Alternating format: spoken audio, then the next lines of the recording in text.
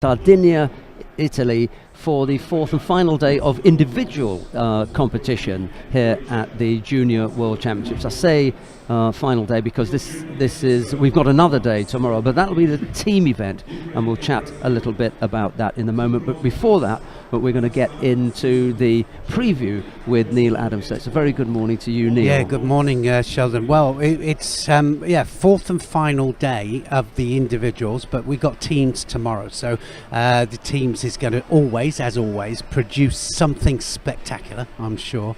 But we've seen some amazing judo over the 4 days. It's always been a little bit of a slow start, hasn't it? But then it's picked up, and we've seen the most amazing final blocks, great ippons, and all the athletes going for it, which is what we want to see. It's going to have to be a quicker start this morning because we're late with the preview. We've got 4 minutes. We've got 4 weight categories that I worked that out to be a minute a weight per weight category. Neil Adams, off you go. Under 78 kilo category. Well, under 78s then. Oleg of Germany is top seed there, but Freitas of Brazil, one that she'll have to meet. But then we've got Van East of the Netherlands and Dirks of the Netherlands. 2 Netherlands fighters in there fighting it out. But you've got your favourite, haven't you? I have. And I don't normally go out on a limb and talk about favourites, but you will see, those of you who are watching on colour televisions at home, because there's people with black and white, Right, okay. Litvinenko. Litvinenko. Yelisaveta Litvinenko of Ukraine. That's where my money goes. Also, look out for Rafaela Eagle of Germany in the top half. Plus 78 then. Camps of Netherlands is Camps of the Netherlands. Yes, she's the top seed. Heima of France is in there, and 2 French in there as well. Fontaine of France as well. They're always looking for the heavyweights, aren't they? Yes, Fontaine, absolutely. So then we go to minus 100s. Kenikovsky of Russia is the second seed. The number 1 seed there taken out for some reason, we don't know why. Failed the weight, maybe? Well, maybe. Suleminidze of Georgia is there with Japaridze of Georgia. They are the number 3 seeds, and 2 Georgians in there, and the Georgians always produce the heavyweights, don't they? Yep, I am looking forward to seeing Suleminidze and Japaridze, as Neil just said. Down in the bottom half of the draw, Yo Jun. I wonder if he can do something for Korea, because they've been a little bit flat this time round, haven't they? They really have, and it makes you wonder why. Why they haven't put their juniors out in full throttle. But I think actually that certainly Asia struggling with the COVID situation for travel, which is why Japan are not here as well. Okay, just and quickly, that Pool D, by the way, Ilya Suleminidze, George Udis Lowry of Germany, Japaridze, Yo, and poor old Oliver Barrett of Great Britain. He's in the mix in Pool D with that lot. Good luck, and but he has got the worst end of that draw. That's for sure. And it's a pretty bad one. If you got a loaded quarter, that's the loaded quarter. Plus 100, Sibodzi of Hungary. For you, junior European champion 2 times, under 23 European champion. Double. Well, there you go. And for you, a clear favourite. He's come in as top seed, so he's going to be very, very difficult to beat, isn't he? He's going to have Lemel de Silva of Brazil in there, and 2 Georgians there, Dimitrishvili of Georgia and Inanashvili of Georgia. And the Georgians always producing heavyweights. They've got a plethora of heavyweights in there for them to train with. So I mean, they're going to send juniors that are really well prepared. And then let's give a mention also to the big Frenchman, because we couldn't mention the super heavyweight category without mentioning a French man, because for so long must be training with Teddy. He must have had a little roll around with one or two with Teddy. If you've controlled the weight category for so long, you must be looking for a replacement. Absolutely. I don't think they found one yet, have they? Well, they did do in the heavyweight ladies as well, didn't with the they? women, yes. With the women. Absolutely. Yeah, sure. Not the men. He's cleaned that category out for a few years. Which normally happens, doesn't it? They dominate, and then all of a sudden, it's vacated, and then others come through. Nice one, Neil. Thank you very much for that. as ever, informative. Let's have a look at our opening contest in the plus 100 kilo category, the super heavyweight. It is on mat 2. Christian Konoval of the United States of America goes up against Dennis Mbugua of Kenya. We haven't seen any of the Kenyans, and there is a nice little group of them here, the team. So here's the chance then. Konoval in the white judogi, Mbugua in blue. Sit back and enjoy the action.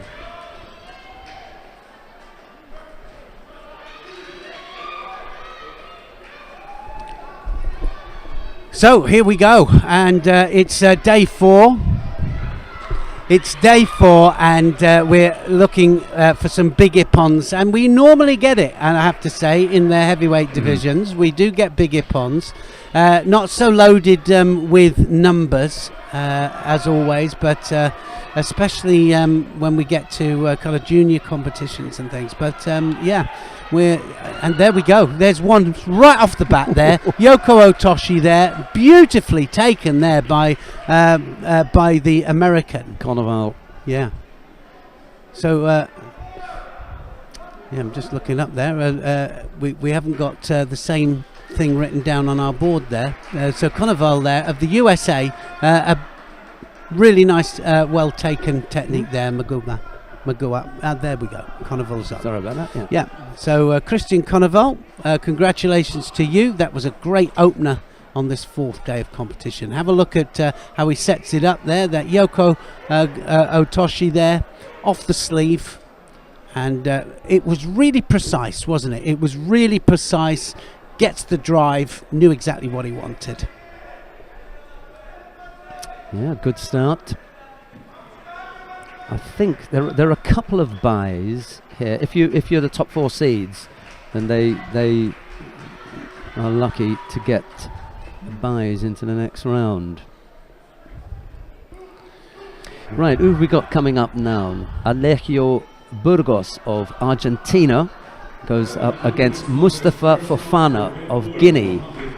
It'll be Burgos in the white judogi, Fofana in blue. Nice to see some of the smaller countries out here represented as well. They for sure have found it difficult to travel over this last 18 months. Some of the smaller islands, difficult to get off the islands. Very true. Yeah. I had to have I had to have a special exemption from the government to exit from Tobago. Yeah, and of course they would have had it a difficult problem as well with their training as well. Nobody to train with. Mind you, it's not just the smaller islands there, is it? I mean, even the big countries have found it difficult. No contact. I'm not sure if anyone at home will be offended by that comment. When I said I found it difficult to get off the island of Tobago, they might be saying, oh, "Look at him, you know, how difficult can it be?" Well, it is where you live. Yeah, no, we'll allow that. We'll allow that. Yeah, we'll allow that. Oh dear. Fofana then backing his opponent up, but just falling behind on attacks. So pushing forward hard, but it's Burgos of Argentina who opened up the accounts. I still think we're going to see a big technique here. Looking for the Cianagi all the time. Uchimata. Now then. Ooh, that wasn't far off, was it? Fofana did well there. Good boy. Had him hopping, didn't he?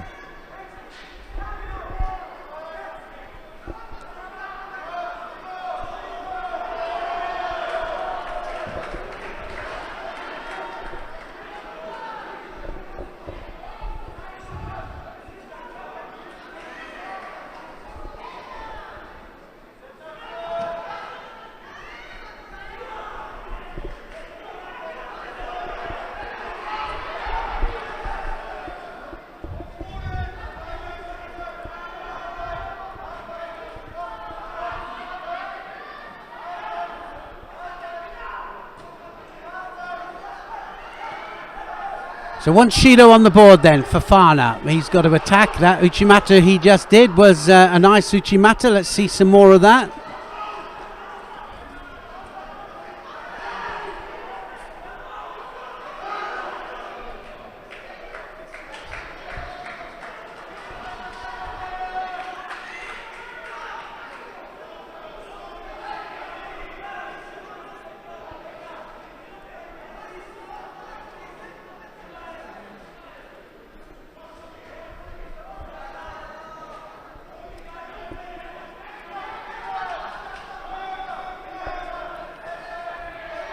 Oh, well, that started out there. So Fofana, some nice attacks from him coming out. Nice to see it.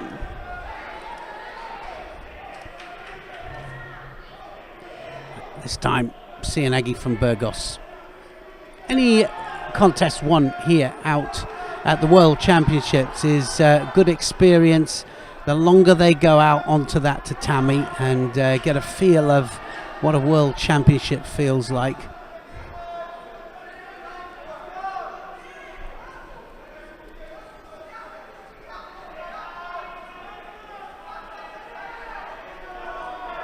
Yeah, I was just about to say, he needs just a little bit more of that. Fofana doing well, and it's not beyond him, this contest.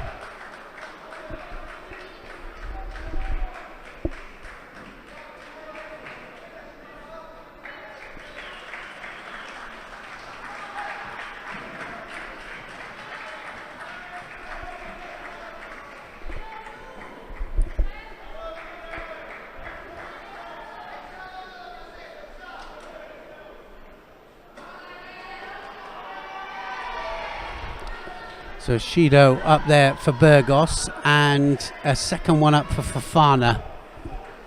Next contest, first round for men in the 100 kilo.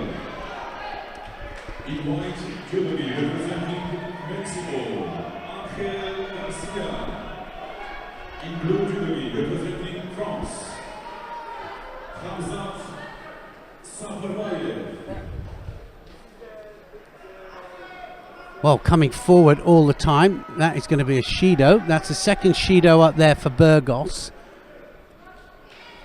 Yeah, it's just attacking really to prevent your opponent coming forwards here. 41 seconds left of this 4 minutes. Nice Taitoshi, needs to just really believe it. And a nice Ashiwaza as well.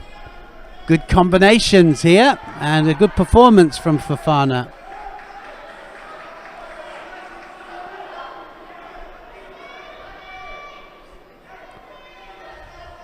Just needs to pile the pressure on, and he's coming forwards here.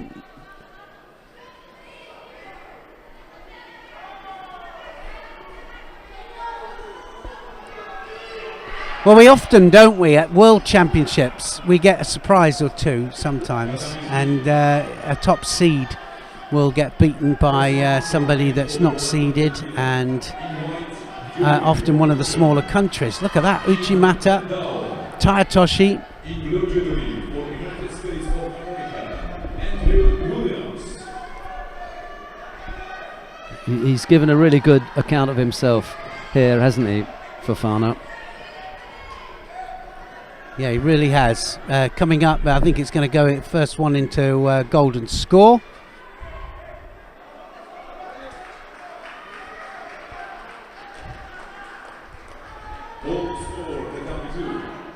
Here we go.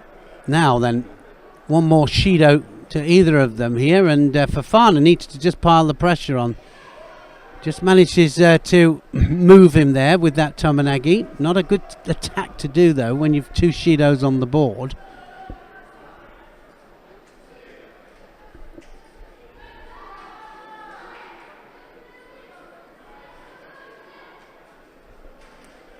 And definitely it's Fofana coming forwards all the time. That one again just about acceptable, I think, as an attack there from Burgos. First round win in the 100 kilogram. In white judo for Mongolia, Baghdad Sumyabayev. Fontana In blue judo for Great Britain, drops Sianagi again.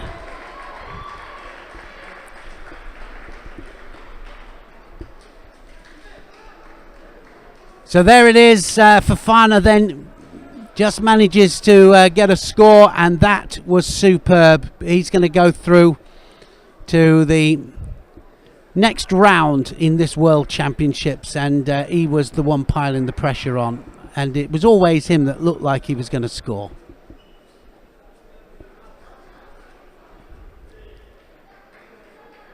Superb. And looked to me as if he... let's just have a look at the score, Freddie, if we can, just to see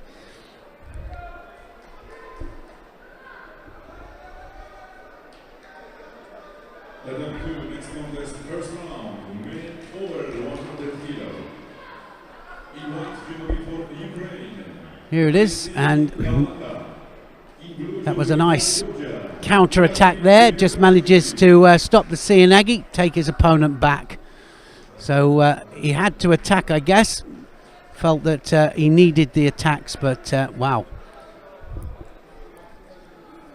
So he goes through then, Fofana, to the next round. So this one now gives us a chance to have a look at Dimitrashvili, one of the Georgians in the heavyweight competition.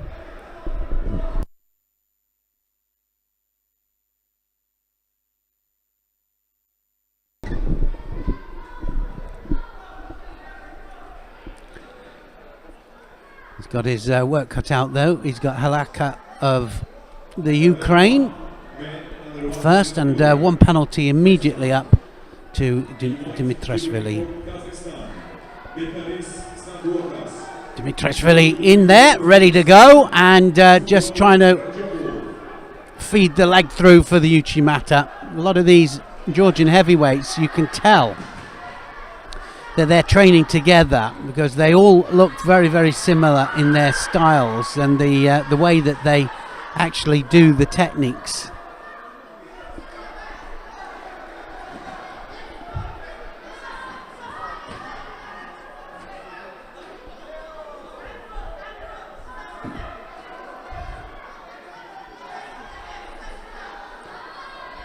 Looking for the counter, gets it, gets the tip, and Dimitrashvili goes a Wazari ahead.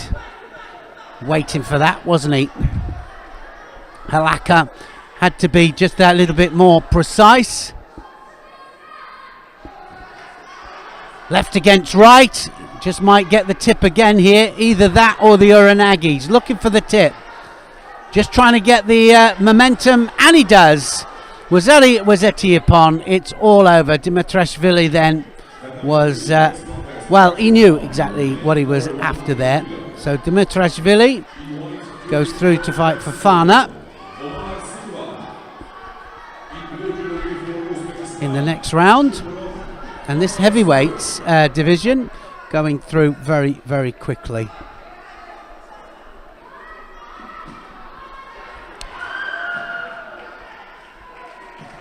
Just having a look just to see what we've got on the other mats. Don't forget that you can, there is the second tip, just tips the balance of the opponent's throw and manages with the Tewaza there to pull on the lapel, well, let's pull on the sleeve there and control with the lapel on the head.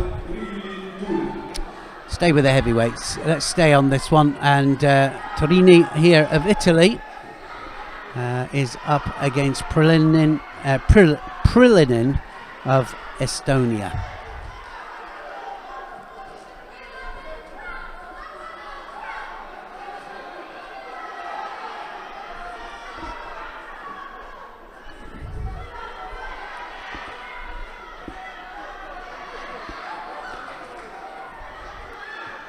Well, Prillinen trying for the shimiwaza there, across the face. I don't like that. I always think that there's nothing holding anybody back. Just might as well have a go at it and hope they lift their chin up or their face up so that you can go underneath the chin, because it's just mate. It doesn't matter how hard you go against the face, and yeah, you don't get penalised. I think if you did, it'd make you go underneath. Drop Seoinage there from Torini.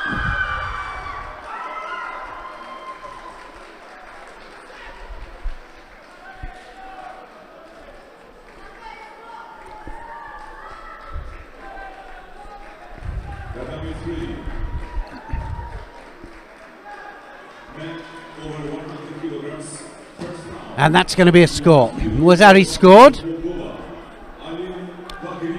So straight away, Prillinen of Estonia with that drop Seoinage there. Goes a Wazari up. Just a minute and a half gone.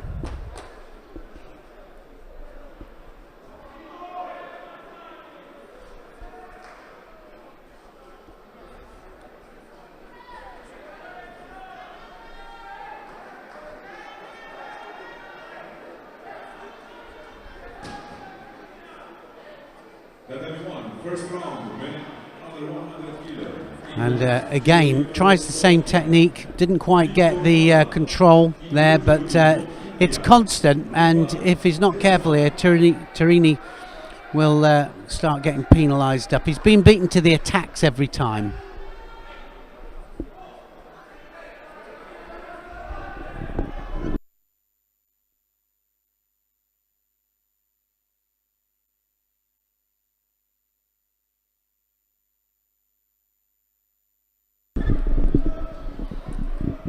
There's the Sianagi, very low Sianagi for the Wazari.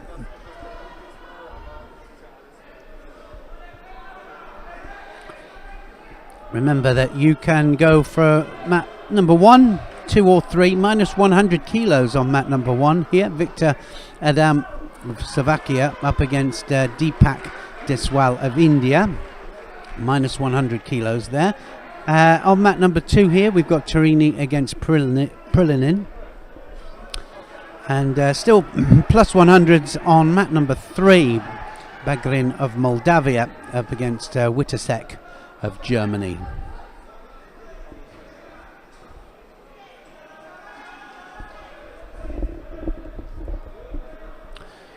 Sheldon and I will be just zapping back and forth on the mats, trying to just catch the ippons, really. I guess that's what we're trying to do. Or if there's an interesting story that's starting to unfold, you can follow us and follow the commentary. Unfortunately, we've only got one feed, so we can only do one mat. So the other 2 mats are commentary free, except, of course, with the final block. And the final block is all about Sheldon and I concentrating on all of the medal matches.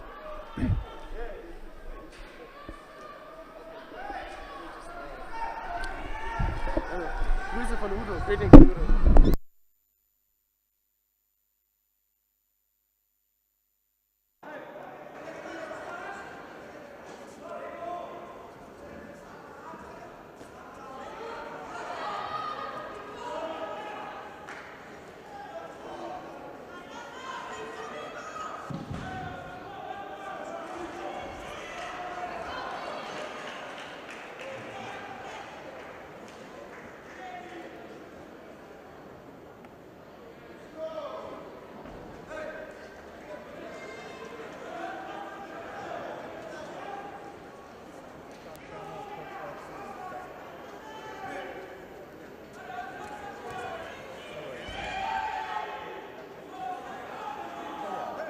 Next one is the first round, men under 100 kilo category.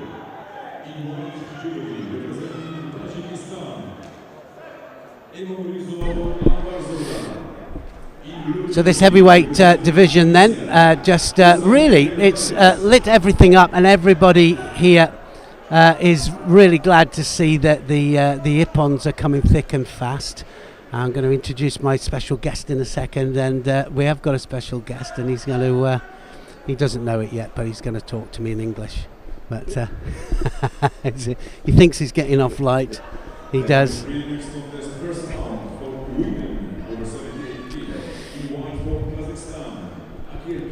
So just to introduce my guest then, Lennart Slamberger of Germany is just visiting me. Now he's going to do a very special interview with Sheldon a little bit later on, but he's just going to sit in with me, and he's Lennart, welcome. Let's just bring this down here. Now, in fact, it's Udo. You belong to Udo's club, is that right? Yeah, he's my coach since 2020. Yes. He came back to Leipzig after he left to be a coach for Austria. And now he's my coach. He's a member of my club and a great friend of mine. A great friend, and some randerers as well, so I understand. He says that he said to me, he said, I have some really good randerers with Lennart, but and he's dangerous, he said like that. Well, we saw that anyway. Tell me a little bit, and I know that you're going to be interviewed a little bit later on, and it's going to be sent to the German Under-18 Championships because Udo asked us to do that. And Sheldon's going to do an interview with you later. He's going to record it. But just tell us, you can have a little bit of practice with me. Tell us a little bit about your experiences here. Has it been a good experience for you? It was awesome. I had a tough year. We didn't fought any competitions during the coronavirus, and it was my third competition for 17 months or whatever. Then I went to the Europeans, had a bad day, went here, big pressure, and since the beginning, I had a great day. I had a great day. The first fight was like the key fight. It started good, and then I knew it's going to be my day. It's going to be a good day, and it was. It surely was. And some great ippons as well, and we've seen that all the way through the weight categories. It's been a bit of a slow start, except in the heavyweights here, which is Ertug here of Turkey just winning against Chengos of India. And what we'll do in a second is I'll just let you listen in we'll commentate a fight together. And and all I want you to do is to just talk about some of the things that they might be doing. It's amazing how many people get a little bit frightened behind the microphone, but actually all they need to do is to be themselves, and often that's enough. But as you've probably heard my voice before on the commentary, just a little bit. Sure. Right? That's all right. As Udo, I've known Udo for a long time, and of course we've got a lot of experience together as a team. We used to fight against each other. That's when he's part of DDR, and so we have some great stories to tell. And of course, we're great buddies, and we're training partners now. So we train. We're not judo-wise, but we run together in different things. He's showing me videos of it every day. When he went to Paris, or Paris coming back to other Grand Prix, Grand Slams in Tokyo. Fantastic. He sent me videos, pictures of you and like Mongolian women and whatever. And he's just enjoying the time with you again. We're just loving it, absolutely loving it. And so we're only too glad that we can set this up because your interview is going to go out. And we're going to record it only because it's difficult to get the timings right, and we're going to record it. And you're going to go out live. Okay, let's concentrate on this. Here we go. So we got plus 78 kilograms fight here. Plus 78 for ladies here. Alana Albarova of Russia is up here against Moira Murillo of the Dominican Republic, and Algarova of Russia is in white. Tell me what you look out for if you're looking out at a contest. What do you want to see? What's the first thing? I'm looking forward aggressive start. I think it's very important to get into the fight. And the Russian girl already started with a great kumikata on her left arm, and she is trying to get the score as fast as possible. How important is kumikata? Tell us a little bit about that, because obviously the strategies we know, don't we? The further up you go, the more important the kumikata becomes. But how important was the kumikata here to dominate the kumikata?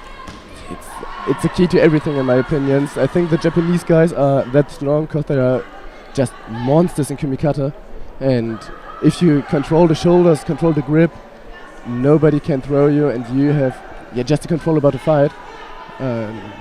During this time, many fights are won with shidos. Big scores are there as well, but shidos are often too. Tell me, because I was looking at your judo, and a lot of it is reactional judo, and do you train that, or is that something that comes naturally to you? Yeah, I was training in many training centers in Germany. Like I've been to Hanover, to Munich, whatever, and I think it's very important to throw the opponent. So I'm trying to get a score, not to win tactically, and just by that, I was trying to go in and try to just slam them for ippon, which is what you do, which is great. And listen, newaza as well. Are you working on your newaza as well? It could be way better. You've got a smile on your face, so it must mean that you're working at it. Yeah, I'm trying. My coach, my national coach, is from Brazil, and he's like a kraken in newaza. He has arms and legs everywhere. Yeah. And I have no chance against him, and I'm trying to get better at newaza. Earlier, I was losing many fights by having a bad transition to Nevaza. I was going to say the transition is so important. It's so important. I mean, the transition is something that I still work on now because, and the funny thing is that that's why we were talking. Udo and I were talking about. And I'm talking about Udo Qualmaus, who's probably listening out there now. But anyway, we were talking about the importance of the Tachiwaza, Newaza, and also to get the feel of it, you know, because I've just started doing some randori again, and that's how we got into the randori bit, you know. And I'm really enjoying it. I'm back in and doing a few randoris and getting a little bit fitter again. But there we go, and I think that's all over, isn't it? Albarova there has scored a Wazari there with that counter. The Wazari hasn't gone on the board, surprise there, but she's got to hold her for 20 seconds then. So she's going to hold her for 20 seconds, and it's all over, and Albarova of Russia will go through. Yeah, just as you said, with a great transition to the Nevaza. Yeah, and also that's a bit of a dangerous one, isn't it? Because I expected a score. She probably expected a score. So you've got to keep hold of it, haven't you? Just not let it go. Yeah, it was. You have to keep holding, even if you're sure it was Ipan. Just because so many points are wasted in the transition. Got to pull you off, eh? Just don't let go of it. No, for sure. Here's the movement. Well, I agree with them actually. The reason they didn't give that is because one was actually trying the counter attack, and they went onto their back there. Not enough direction from the Russian, so no score given, right? So what they're actually saying is that you've got to really, if it's a counter, you've got to give it more direction with the hands, with the kumikata. So they didn't give the score, quite rightly so. She had to hold it for 20 seconds. And she did.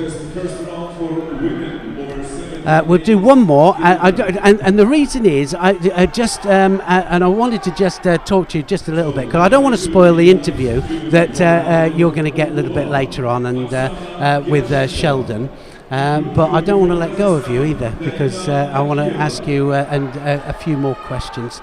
And so tell me just a little bit then about your training. This is for my interest now, before I let you go. Tell me a little bit about your training. So how much training are you doing over a week?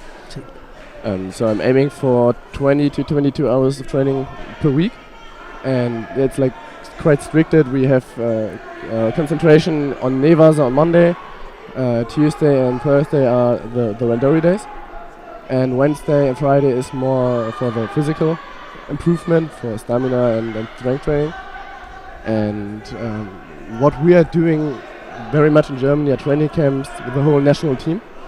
We went to Chiembaum. It's a great and modern training facility in Germany.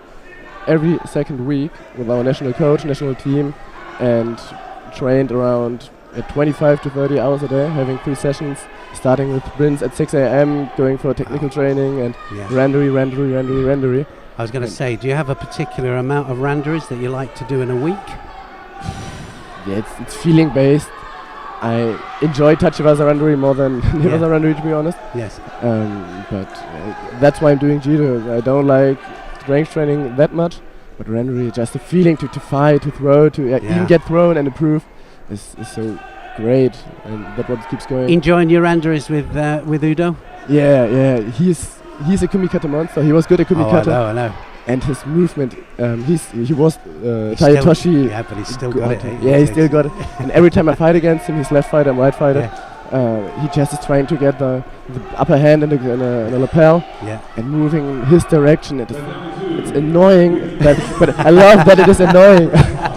He's saying that about you as well. He said he's just so annoying, you know, because all he wants to do is throw me. And of course, if you do a failed attack, you know, the thing is, as you get older as well, you just lose that little bit of commitment to it, you know. And of course, that's perfect for you, because then you can counter them. Yeah, I'm getting older of it.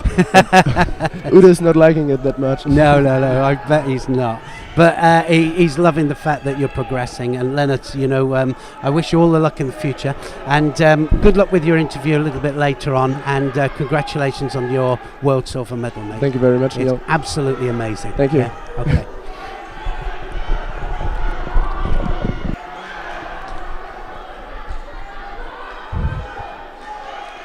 Wow, that was amazing. Lennart Slamberger, the silver medalist in the under 66 kilos category, and I just stole him there a little bit, and hope you all enjoyed it. That's just a youngster there that was throwing them all over the place. Had an amazing final and just went for it, got caught but in the final, but that's what happens when you go for it on all the time. So amazing. So that was a great talk with an amazing young man, and now back to the action here. So here we've just by coincidence here we've got Polugbel of Germany here, who goes a Wazari up against Wolzak of Poland.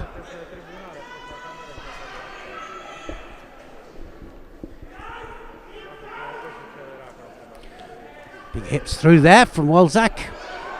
So really going for the Ippons there, and we're just talking about that, weren't we? Lennart and I, he's saying that it's just, that's all he believes in, is just going for the Ippon, and doesn't want to, not interested in the tactics. I mean, we need the tactics, don't we, sometimes? We need the tactics, but, you know, sometimes a win is a win. And that's going to be, is that going to be a score? Not quite. Good job, she's supple and just manages to avoid her shoulders touching the mat. Koshiguruma there from Polugbel of Germany. She is well ahead here in this match. But a good match, because Wolzak is really taking it back to her. She realises that, well, she's going forwards as if it's the last 10 seconds, but it's not. There's a good old 2 minutes here still to go. Somebody said to me just before we came into these championships, isn't it great that youngsters have, because they haven't got the tactical awareness probably quite, and it's something that you learn maybe a little bit later, so they just come out all guns blazing, and that's exactly how it looks. Super stuff. Yeah, the gamesmanship not really part of it. You can honestly say that about Wolzak.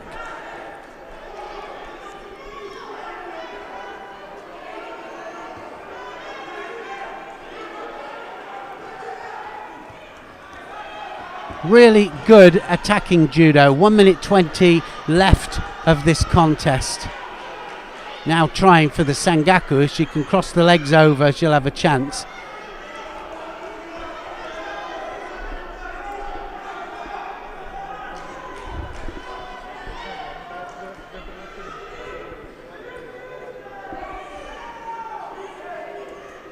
Drops the Inagi. Wolzak. Well, credit to her. She is absolutely fighting like mad to try and pull this score back. And there, Polugbel there just turns her over, secures the top half. Got to get that leg out. If she gets the leg out, 10 seconds needed just to hold it there. Can she hold on to that? Started inside. The referee will allow it to go on, and she does it. Just 10 seconds needed now, and the German is going to go through. But that is full credit to Wolzak of Poland, because she never stopped coming on. Great fight.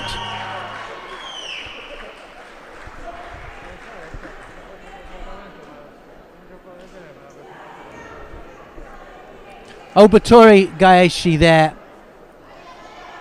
just manages to turn her opponent over, and she never left that go, which was really good. She controls the head, manages to get the turnover, then just needed to, well, she got a leg trap there. I think that was on purpose, and then she ties up the top half. She had a Wazari on the board, just manages to, just needed to take that leg out, and it was all over. The number 2 has played as the first round, the women for 78 kilo, in white for Uzbekistan, Fatima Gorgova, in blue for Italy. First time to see Simonetti then of Italy, and good to see that, well, the the Italian team having such a great run of it here, lying third in the medals here at this World Championships, and another chance of a medal here. Karambieva of Uzbekistan, her opponent here. Karambieva in white here. Simonetti of Italy is in blue. Down on mat number 3, all over of Russia is against Lishram of India.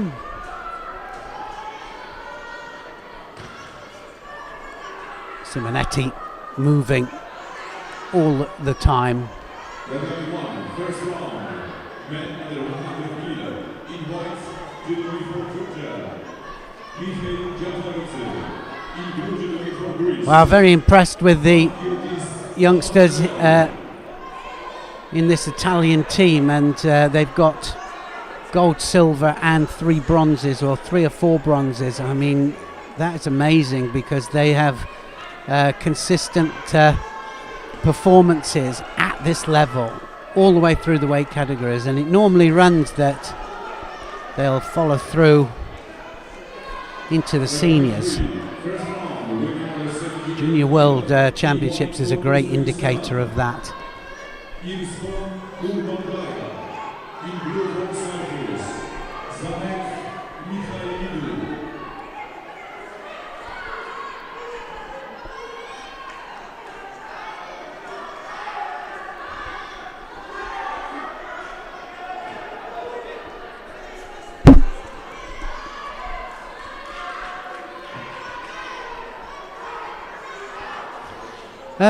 I think what we're going to do, we're going to leave this one here, just let them fight it out, and I'll let you know how it all goes. I'd like to have a look at one of the minus 100s on mat number 1, if we could go to mat number 1. Japaridze of Georgia is up against Papanikolaou of Greece, and it's the fact that we've got 2 representatives in the minus 100 kilos category.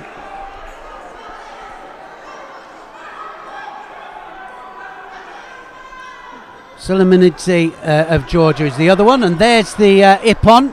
It's just looked away for a split second there to read you a name, and we see a huge Ippon. Japaridze then of Georgia with a massive Ippon. We're going to have a look how he did it. Here we go, Osoto, Kosoto there, and look at the control of the upper part of the body. Knew exactly what he wanted, that big right arm over there, and he just climbs on top of it, doesn't he? Absolutely climbs on top of it, and a huge Ippon there from the Georgian. Osoto, Kosoto, and bang, that's what Ippon is all about. So Yao of Korea, Yao Jejum of Korea up against Oliver Barrett of Great Britain, and a big hello to all the British that are watching back home here. Oliver Barrett is out here. He's got a rough side of the draw, he knows that, of course, and he's got quite a few names in there on that quarter, but he's in here giving it everything here, looking for the Uranagi here. That big left arm, not good from the Korean there, looking for the Uchimata. But Oliver Barrett really looking for the counter.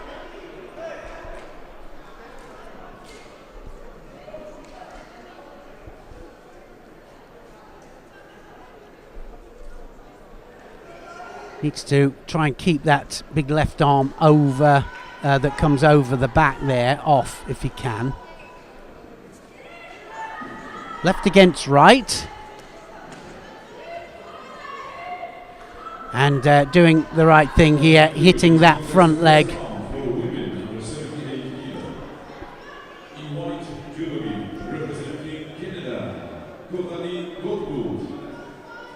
Oh, he's got caught! Oh, and he just lifted the foot up there. He made a mistake there, Oliver Barrett. And well, he just does a scooping Kosoto, was it Uranagi? We'll have a look back on the replay there. He committed Oliver Barrett there. He was, I think, looking for the feint, and it didn't quite work his way. Well, it was the Uchimata that started it here. Oliver Barrett was looking for the counter. And he goes through with the right leg, lifts it right the way up there, and it was almost Sakui Nagi, wasn't it? He kind of scoops up the leg there, the Korean. The Korean has the leg in, and Kosoto, let's call it a Kosoto. Lifting Kosoto from the Korean takes Oliver Barrett flat on his back. He had a rough draw, well, we know that, but he made a mistake there, committed, and he committed but without full commitment. So we've got Max Gregory here of Great Britain up, 2 representatives here, and Sepabeyev of France, his opponent, and again that big right arm becoming a problem here for Max Gregory, but he needs to keep his head up if he can. Needs to dominate that sleeve. Finding it difficult to attack. Tries the counter.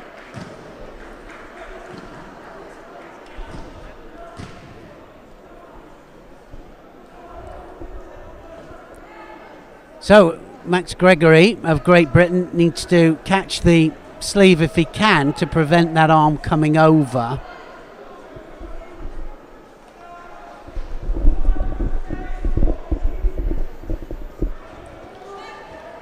Nice Ashiwaza, and needs to transition in, which he does.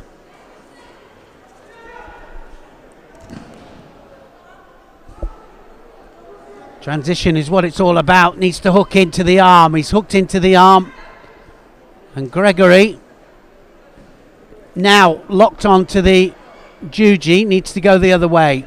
Head needs to go the other way.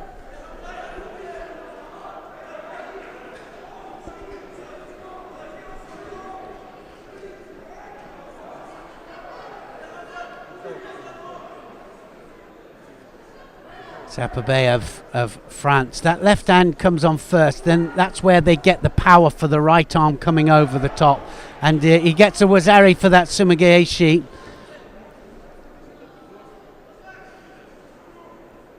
Two ways of stopping the right arm coming over the top. Get the sleeve first, or snap off that first left hand that comes on, because that's where they really get the momentum for that right strong arm. And you can see here he's got the sleeve and doing the right thing there, Gregory, by attacking out of danger.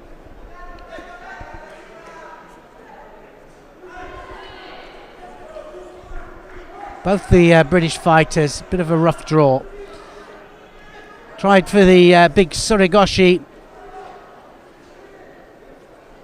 and changes the direction for the Sumigaeshi there, the Frenchman. Manages to get a Wazari.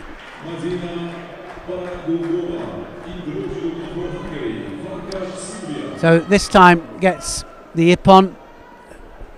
Max Gregory loses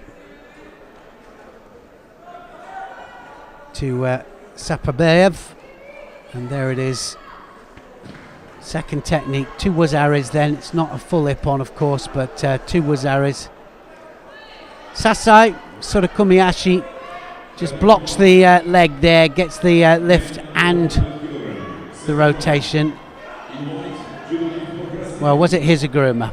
Probably, actually. More Hizaguruma. There was a little bit of a rotation on it, wasn't there? Left leg goes outwards there. But mixture, wasn't it, of Hizaguruma and Sasai Surakumiyashi. Santos of Brazil up here. He's up against Rajabov of Uzbekistan. Sukrob Rajabov of Uzbekistan. And let's have a look at what Santos can do. We know the Brazilians, very stylish. This is minus 100 kilos category here. We're on mat number 1. So we'll stick on mat number 1 at the moment. Some good fights coming out from the minus 100 kilos category.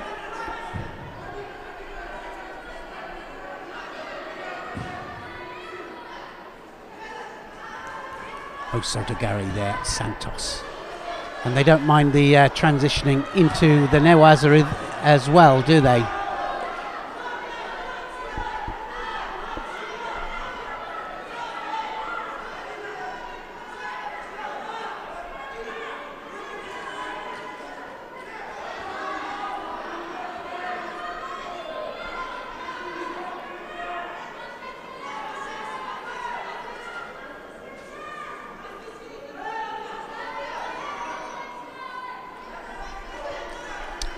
Well, that strong grip is left to left virtually, isn't it, here? And that makes it difficult, of course.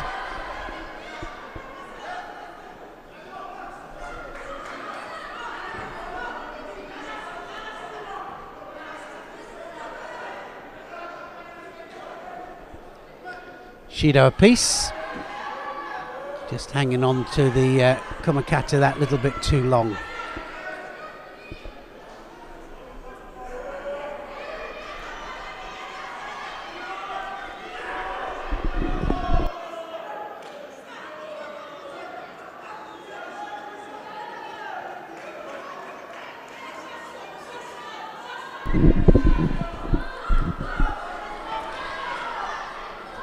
Going across there for the Osoto. Very tempting, that front leg. Left to left, that left leg there. You want to just wrap yourself around it, but you've got to be careful. You've got to make sure you get forward purchase on it. So a second Shido up there for Santos. Wrong side of the jacket there, just for too long. Now goes into the attack.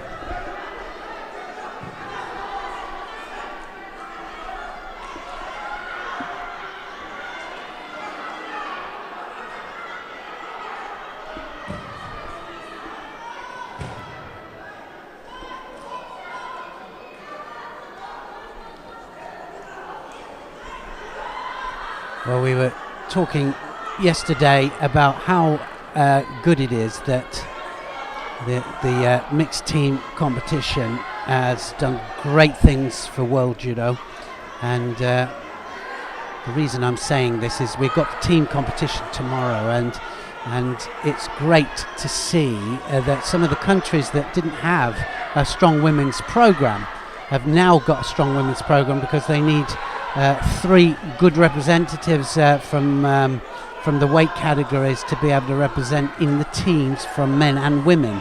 And so like teams like Georgia, for example, have initiated really strong women's programs now, and some of the Eastern Bloc countries are exactly the same. They're really strong in the men's, but not so strong in the ladies. Of course, France, Japan, Russia have always had these strong men's and women's, Great Britain as well, but it's one of those that just the way it was in those countries. But now they have women's programs, and women's judo going absolutely through the roof.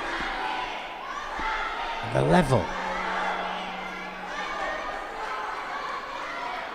So who's going to get this then? 2 Shidos up to Santos. One more and he's going to be out of this. Rajabov. Still, he's tempted to go for that outside leg. Saying that, and it was Santos that went for it.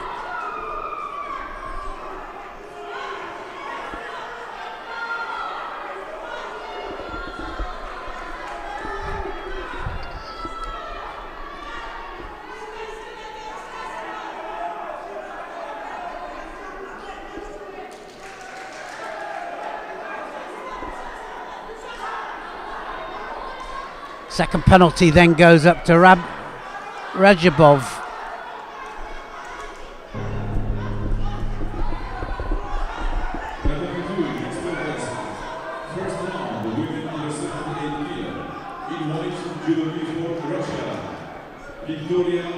So just one more penalty and this is going to be all over. It goes into golden score.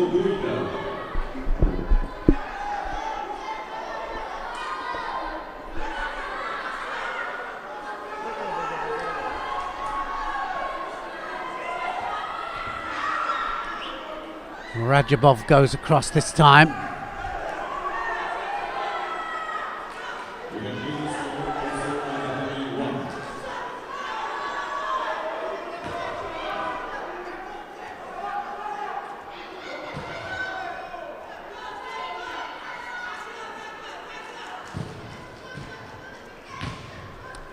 So is this going to be a third penalty? It is.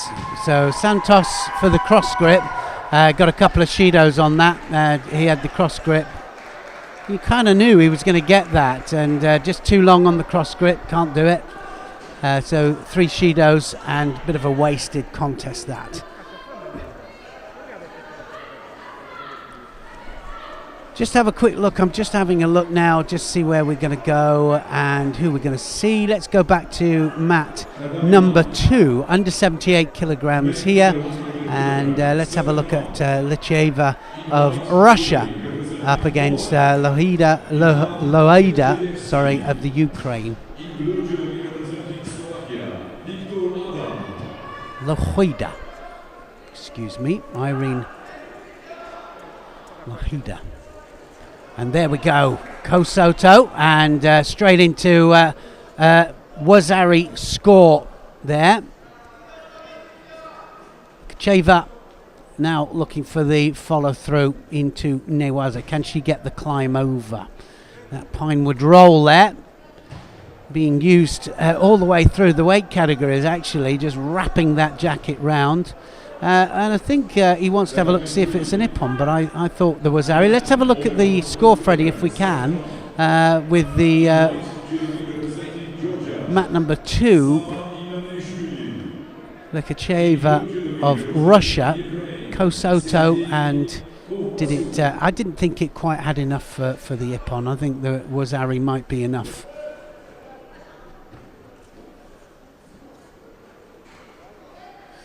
Well, yeah, for me it was all part of one movement. Maybe that's what he was looking at, because it started out outside, but have a look at where it starts here. So 1 attacks, then again, then Kouchi. It's all continuous. And yeah, for the Wazari, for me,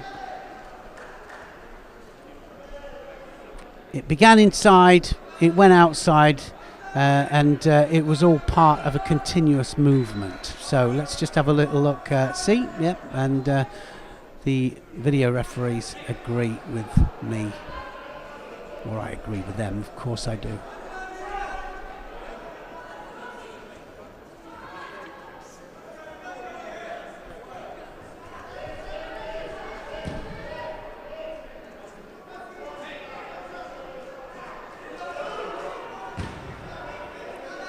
Going to look for the same thing here. It's going to be on the edge as well. Uchimata, and got taken over, and that's a Wazari there. Aquida of the Ukraine then manages to even this up. So Wazari apiece.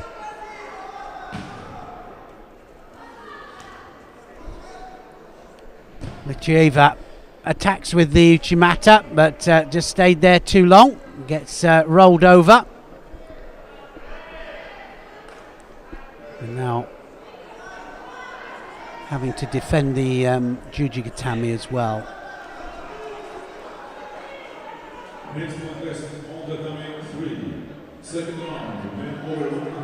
Hoida of the Ukraine then manages to pull the Wazari back. One of them's going to go here. Big right against left.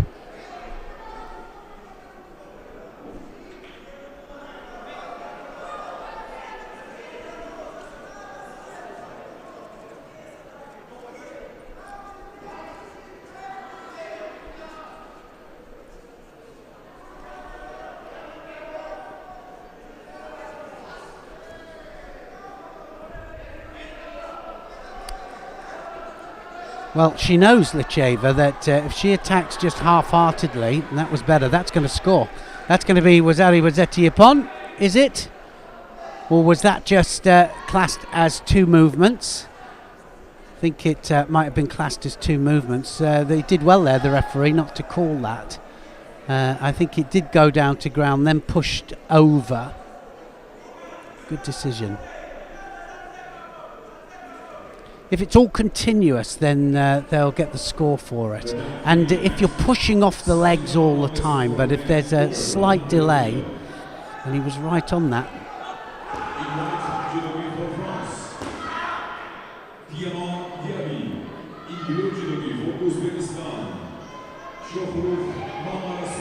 Well, it's got just 10 seconds here. That's going to be the Osai Komi. Osai Komi's there. Well, she was holding her for a couple of seconds there before it was called. Now just needs to hold it for just another 5 seconds, and it's all over. Wazetiapon and Jeva of Russia manages to get the second Wazari. It's a bit of a mistake there. Hoida of the Ukraine did well to bring the score back.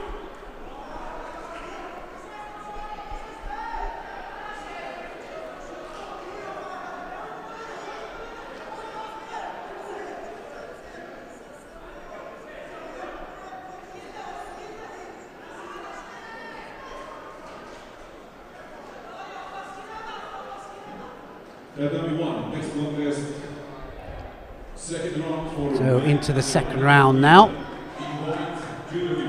So this is what led to it.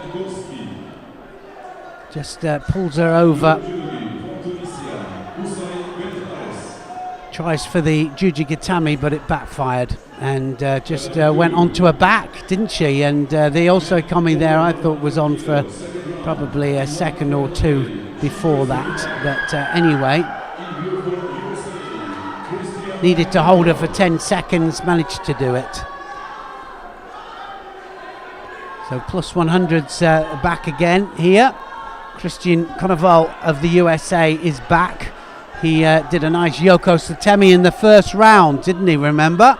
And Sipodzi of Hungary here, his opponent, one of the favourites here. Sipodzi is the double European champion at both junior and under 23s. So got his work cut out here, Konoval. And gets taken over. That's a Wazari, I thought. Well, didn't get it, didn't quite get the drive. They might have a look at that just to see if it was a score.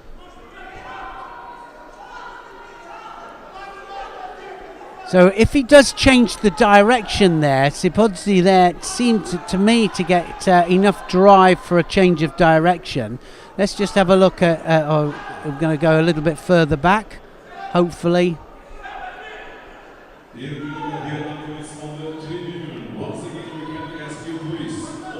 So we're still going to have a look. So we'll have a look at to see what the video referees are looking at here. And I thought it was enough. I thought that he drove that one. Here's the Yoko Satemi and the Tewaza and the push off from the legs there. So does he get the score?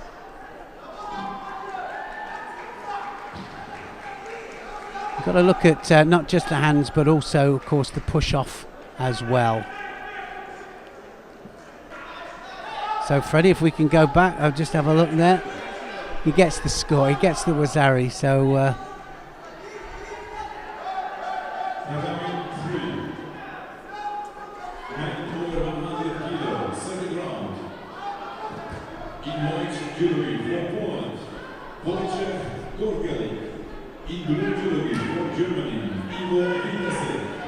so Wazari on the board there, and the number 1 seed in this World Championships goes ahead.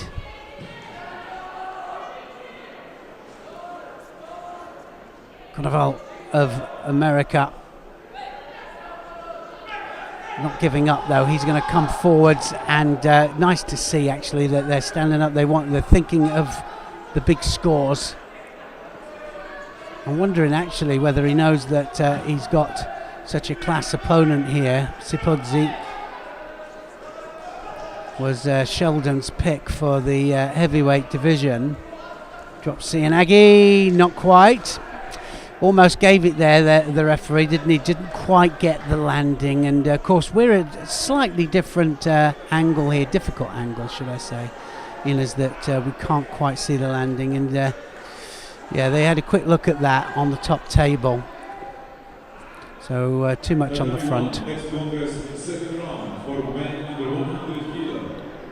In white, judogi representing Uzbekistan. In blue judogi representing Canada. Young Ryder.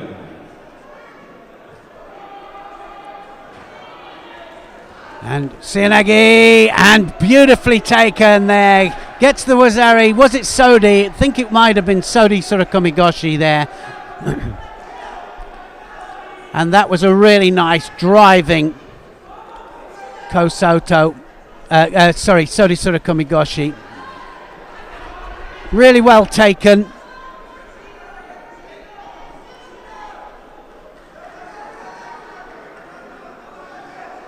So this heavyweight division going in the right direction, and just as we thought it might. So good stuff there.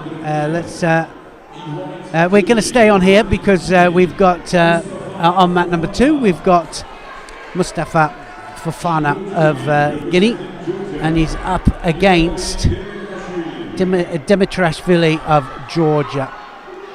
Iral Dimitrashvili is in blue, 2 Georgians in this, and his fellow countryman blasting his way through this division as well.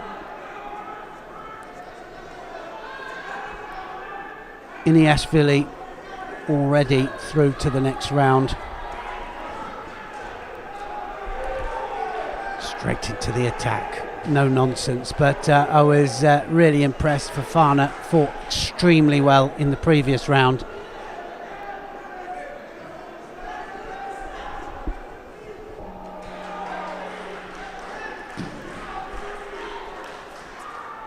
Really having a go here. He's just he's here at this World Championships, and he's not going to go away easy, is he?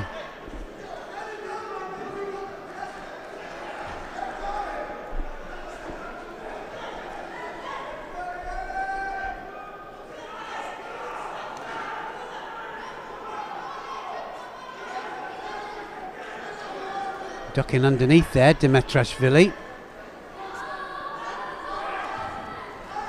This time that's going to be an Ippon. I think that's Ippon. He's going to carry it on down. He's been given the Wazari for it. I thought he went flat on his back, but anyway, he gets the Wazari, Dimitrashvili. Nice bit of Ashiwaza that was. Just had a little tap at that outside leg, didn't he? They're going to have a look just to see the landing. Let's have a look. There, nice Ashiwaza, and no, I think it was a Wazari. I thought the referee was well, but he did well to ask for it there. Kouchi first. They've given the Ippon. I think they've given the Ippon here. Just been told that the Ippon has been given, and lovely Ashiwaza driving, and most of the back there hitting the mat at the same time. So Dimitrashvili through to the next round, and let's stay on here. We'll have a look at Lemes de Silva of Brazil up against Primilin of Estonia, and this is still in the plus 100 kilos category.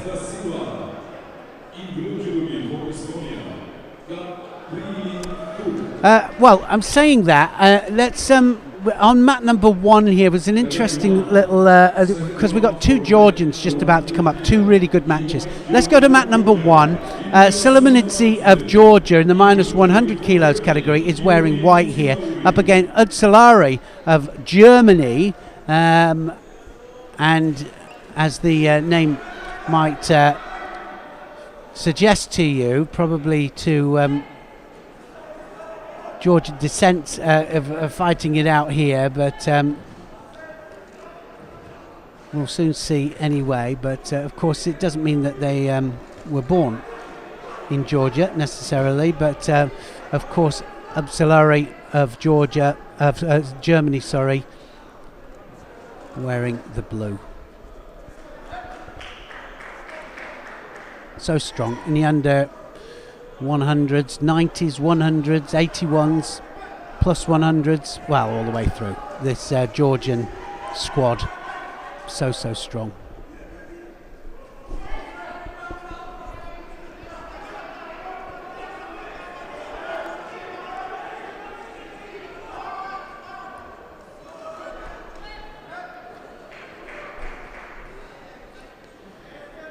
I think the Georgians will be represented in the team competition. Of course, they were only represented in the mixed teams at the Olympic Games for the very first time. Of course, you've got to qualify in the Olympics. You've got to qualify your team members in the individual events.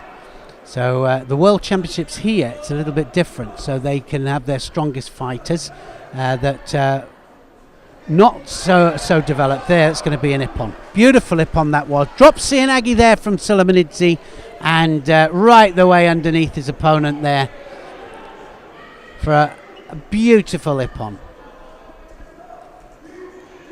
Yep, as I was saying, they will have representation in the men and the women, of course, and have a strong team in here. What a Sianagi that was. Drop Sianagi, great rotation, right the way between the legs. Let's have a look how he disappears between the legs there, and, well, flat on his back.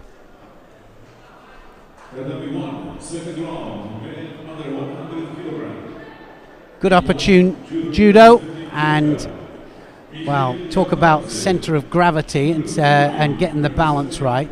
This will be an interesting one here, and Mikhail Japoridze of Georgia here up against Yeo Jae-jun of Korea. And we know he's got a really good Uchimata, the Korean. He's also got a Kosoto, and there's the technique that he caught the Brit with, the British fighter with in the previous round. So that's not by accident, is it? That's his counter.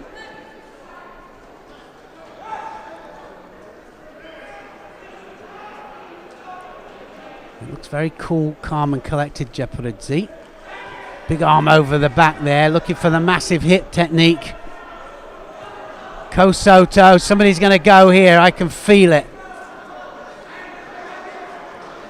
This left against right, well, I was going to say it suits one of them, but they're going to try for the big technique. They're not looking for a small score here.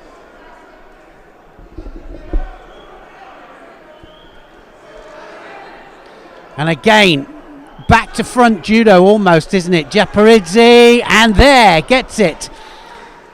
Yao takes him backwards for the Uranagi and punishes him for staying there too long. Stayed there too long, looking for the Uranagi, does the Kosoto off it as well, or Tanio Tosh Kosoto, but takes him over for a really nice score. Not so easy to do against the Georgians, that. The Georgians like that close contact, and very unusual to see a Korean staying in there for that long, especially against the Georgian.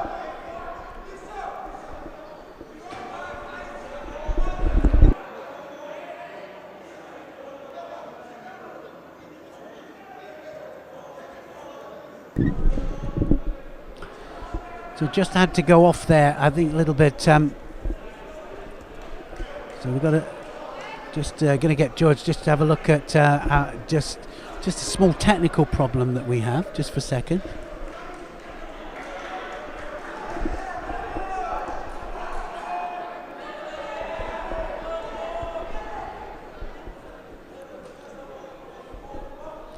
So two really strong Georgians in this category, but one of them is a Wazari down now. Minute gone. Interesting to see if he's so keen to stay in there for the for any length of time on the second run through.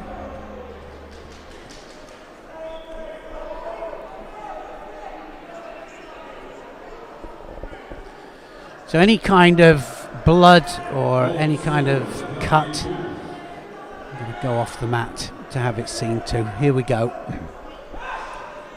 Certainly the best Korean that we've seen so far. And look at that. There's the Kosoto. So that's scooping Kosoto, like I said, not by accident. He's got an uranagi from it as well. Unusual techniques, unusual combination for Korea, but he does it well, and he's also got an uchimata as well.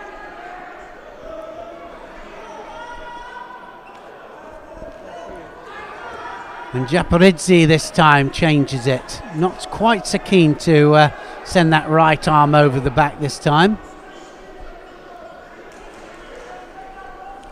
Now he does, and this is where he's got to be a little bit careful, but tries for the big one.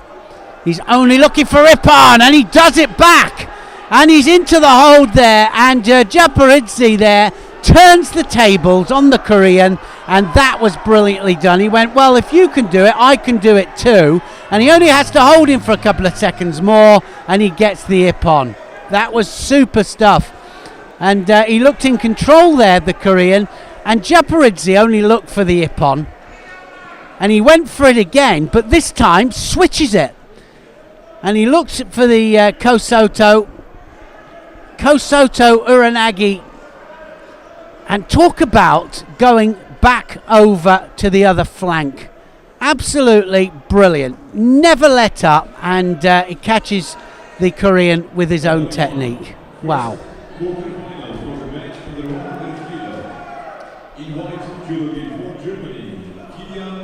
Well, what can I say? That was magnificent stuff. Kappelmeier of Germany coming out here, Kilia Kappelmeier, and he's wearing white here, and he's up against Sapabeyev of France in the blue. Let's stay on this quarter-final match in the minus 100 kilos category.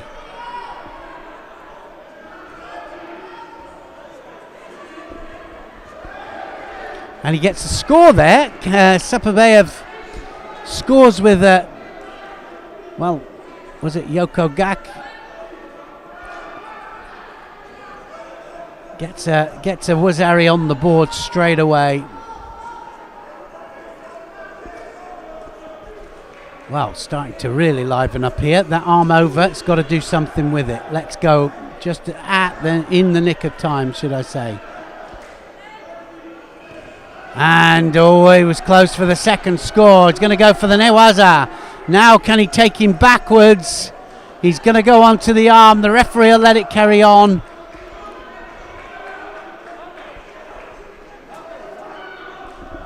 Some great fights, and really early on I'd say that overall this is definitely the best start we've had out of any other day.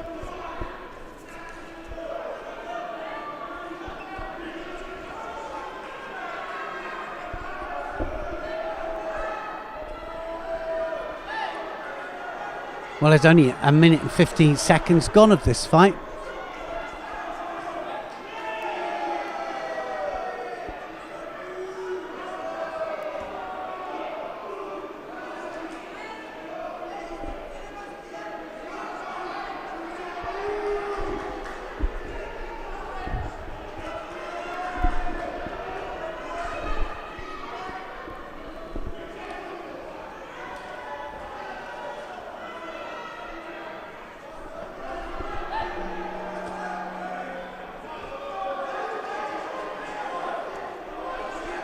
Well, now, of course, Kappelmeier gets a Shido. He can't attack. He's been out-attacked every step of the way. Now he's starting. Can't keep that leg in there. Got to attack straight away. You can use it for action-reaction, but that's about it. Now Kappelmeier goes into action, and that's going to be, is it? No, the arm was just out there, and she was right on that, the referee. Could see it there. The arm was out. No score to give.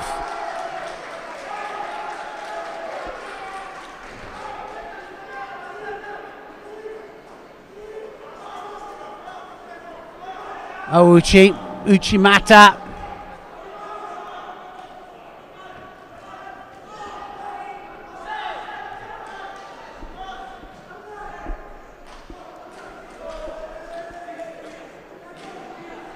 Well, a Wazari has been given there. Now, I'm not quite sure what that one was for. We will have a little look at that. Missed something there. And that's going to be a second one there. And the German takes the Frenchman over. And that was, well, Kappelmeier brought that back. Didn't see the first Wazari, but that was an ippon there from Kappelmeier.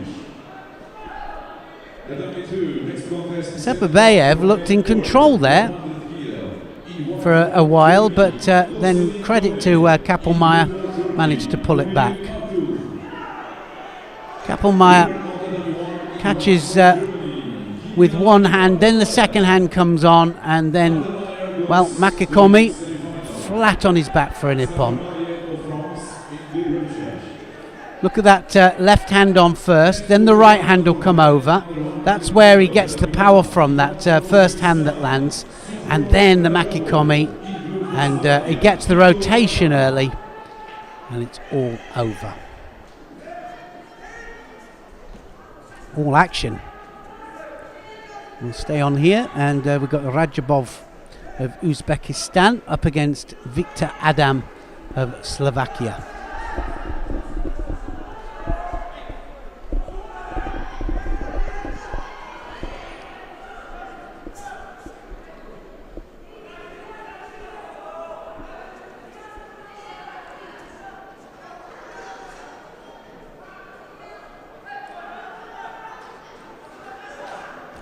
Big right arm as well of Adam going over the top, but Rajabov almost catches him on the left there.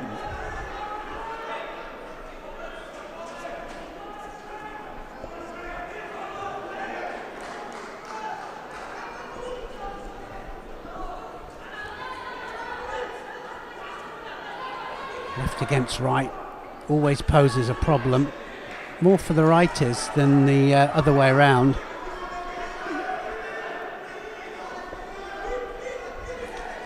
And the reason for that, of course, is that far more right is for the lefties to practice against, so they're better at it, actually.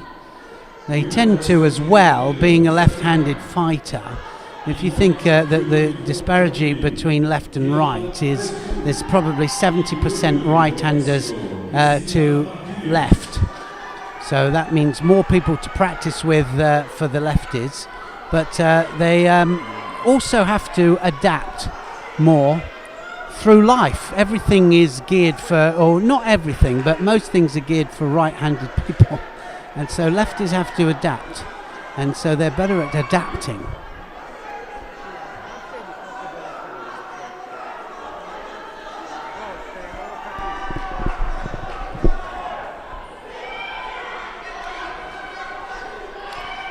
Sorry about that. Hilo got dragged away on some other duties.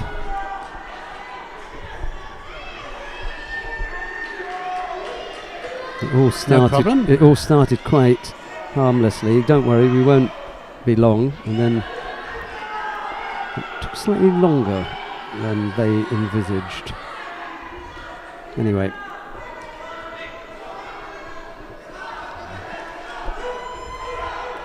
Well, no score in this match, almost up to the halfway mark, and sometimes it's difficult to see who's going to score.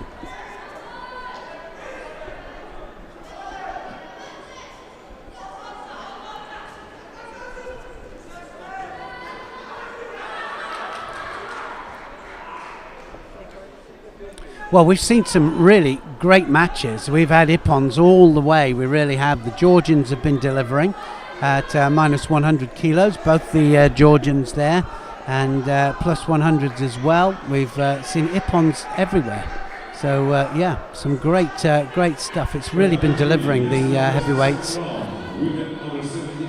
and in the early stages as well, but already up to the quarter-final stage here in the minus 100 kilos category. Yeah, I saw that Kilian Kappelmeier of Germany had made his way into the quarterfinal already, top half of the draw. Yeah, with some good judo as well. Big Sianagi here on the left there, Rajabov.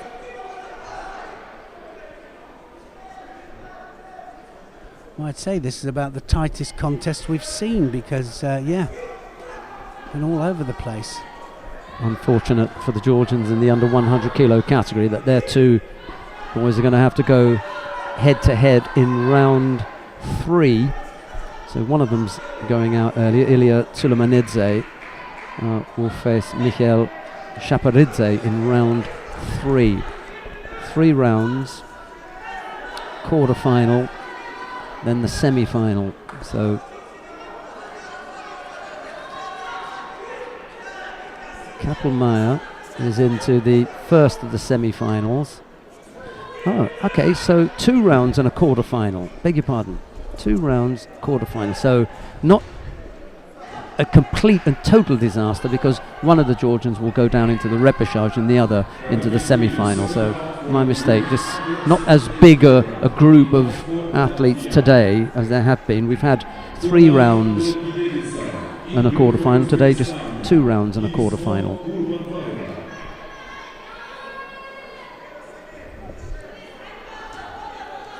Yes, it's a round less, isn't it? Yeah. And it's actually up on the screen. I should have looked up there. Quarter-final. Well, those two have been really performing well, so it'd be interesting to see how they come out because they always come out all guns blazing, don't they? So they're going to have a Georgian for sure into the semi-final there. Yeah. Marit Kamps of the Netherlands is about to take her place on mat number 2. She's going up against Fatma Abidi of Tunisia. That's in the plus 78 kilo category. Marit Kamps, the number 1 seed. Dutch have got their hopes pinned on her for today. Neil's going to continue watching the quarterfinal in the under 100 kilo category.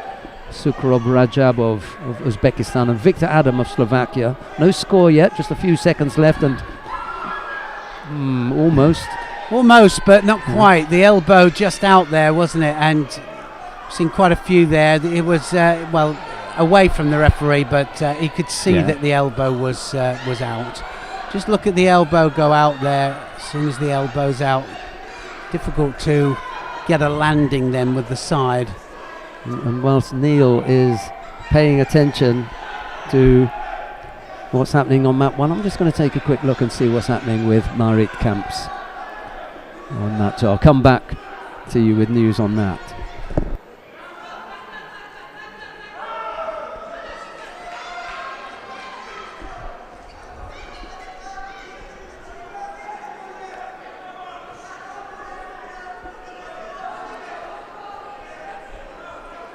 Well, I think, we're going to stay on mat number 1 here because we've got 2 really good matches. We've got Kanikovsky of Russia next up against Torabeyev in Uzbekistan. That's quarter-final. Then we've got Sulemanidze against Japaridze, the 2 Georgians going head-to-head after that. So let's stick with this minus 100s. It's been good. Well, I say let's stick to this. I'm sticking to it, and you can, of course, change it to either mat number 2 or 3 if you want.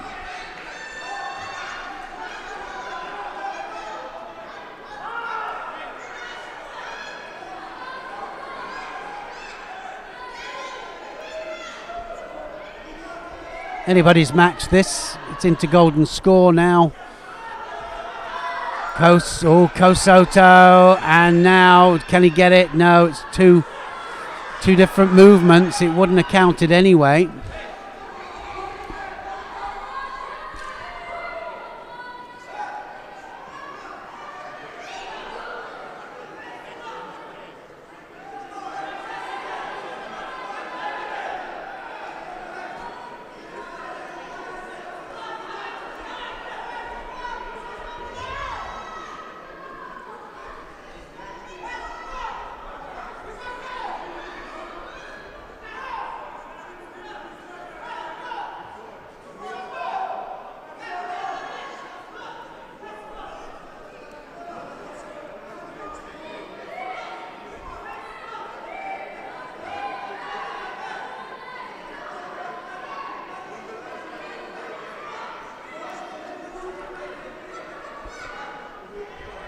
Well, I really don't know which way this is going to go, because it all depends on,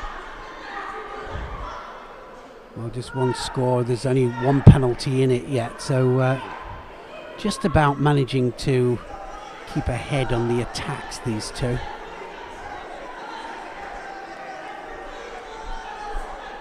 So often we see a score on the Hajime. Let's see if it happens here. Just got a few seconds there to reflect on your next move. Now what's going to happen? Kosoto, and left against right again. And he's just dropped into the hold down there. Can he hold him for 10 seconds? Just needs to hold him for 10 seconds. Toguta manages to turn out.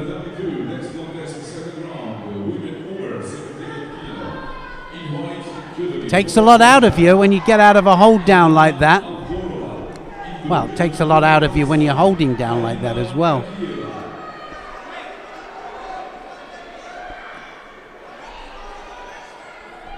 Struggling, these two now. 1 minute into golden score. Semi-final place at stake. Another big technique there from Rajabov. So Rajabov just starting to climb on top of this. If I was his coach now, I'd say, right, let's pile the pressure on here, because Victor Adam from Slovakia is really struggling. Mind you, saying that, they're both taking too long to get up.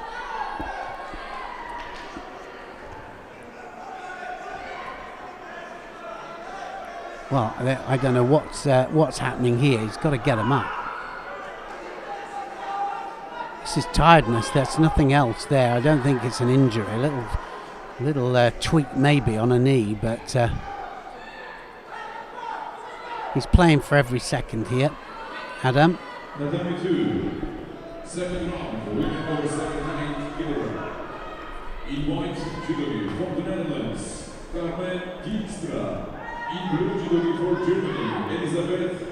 arm over. Now something's going to happen.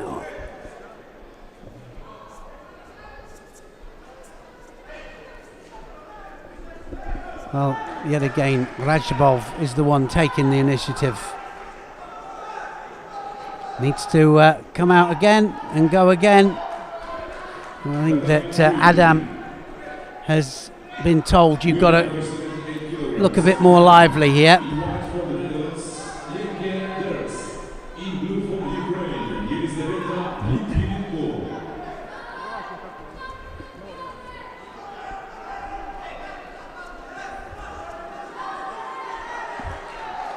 Can hardly stand up, can they, these two?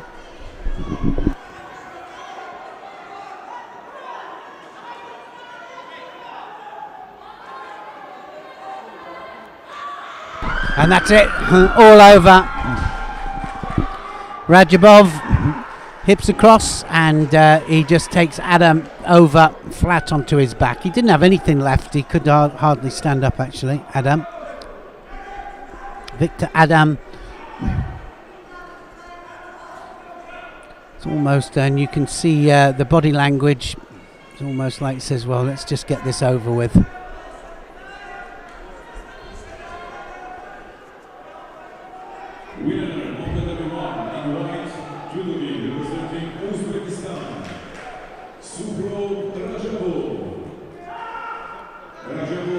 Massive hip on, big hips, big ogoshi, and absolutely flat on his back. Into golden score. Nearly 2 minutes into golden score there. So this will be a good one. Let's have a look at this one. Kanikovsky of Russia up against Torabayev of Uzbekistan. Kanikovsky is in white.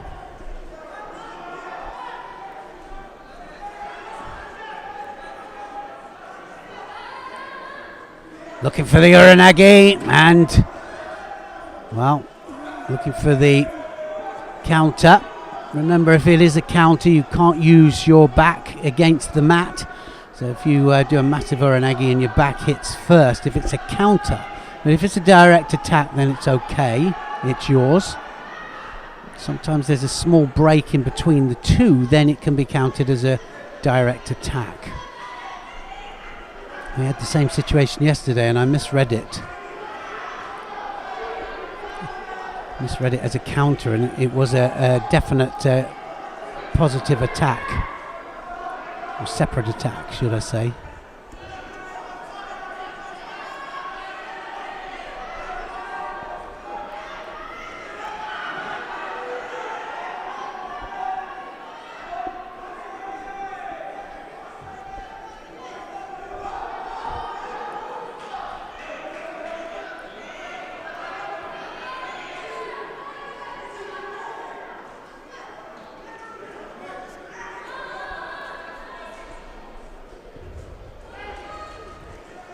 And let's look at that. And I was just about to say there that the sleeve grip was being dominated. The Russian grip was being dominated. And we've seen so many techniques that have come off that now. They just take the arm across. And first time I've seen a kouchi off it. When we have a look at that back on slow motion, you'll see how Turabayev dominates the sleeve grip. And Kanikovsky comes across and does the kouchi off it. I'll point it out as soon as we see it back. So, well, in fact, it was off the sleeve grip, wasn't it, that he goes across? Almost Makakomi. Keeps the arm high. Nice stuff. Didn't quite work the way I envisaged it then, but still something to think about. I'll have a look at that one. Right arm over the top now. Kanikovsky dominating the head. So now it's going to be a penalty up to Turabayev.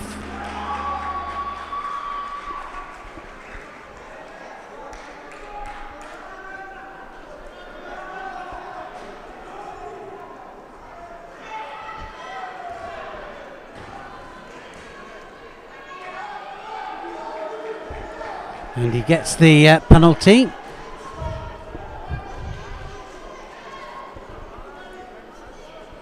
Turabayev then just falling behind on the attacks. Look at that extreme right to right there. The Russian just doesn't know what to do with it other than that kouchi stroke Makakomi, and that's what he's going to do here. Talk about, oh, he's done it again. Second score there, and Kanikovsky of Russia scores a second wazari.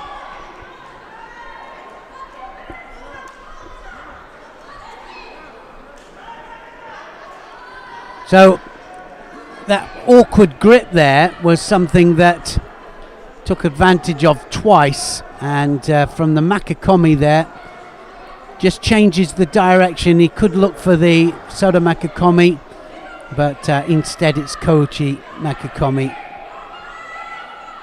Keeps the hands high and he just drives down for that Kouchi. Absolutely thuds him down there for a score.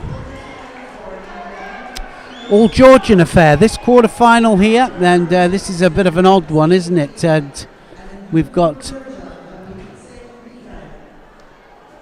Ila Solomonidze of Georgia here up against Mikhail Zaparidze of Georgia, and this is on mat number 1, and it's an all Georgian affair, and one of them's going to go through to the semi-final here. They've both been performing well as well. Don't know how many times these must have met and how much they know each other. They do, obviously. Oh, look at that. Tayatoshi there, Solomonidze there. Well, was it Siatosh, whatever it was? It went downwards, I think, in projection. Yes, Siatosh. And Siatoshi scoring a wazari very, very fast in there. Different projection for the Tayatoshi. The leg springs up for the Tayatoshi.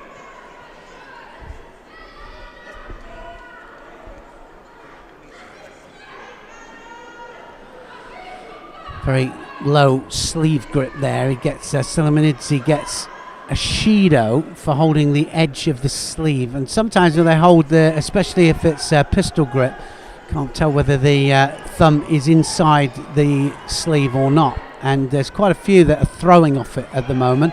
And again, first in there, Sorisura Komigoshi on the left this time, and Selimanidze looks as if he's got too much here for Japaridze.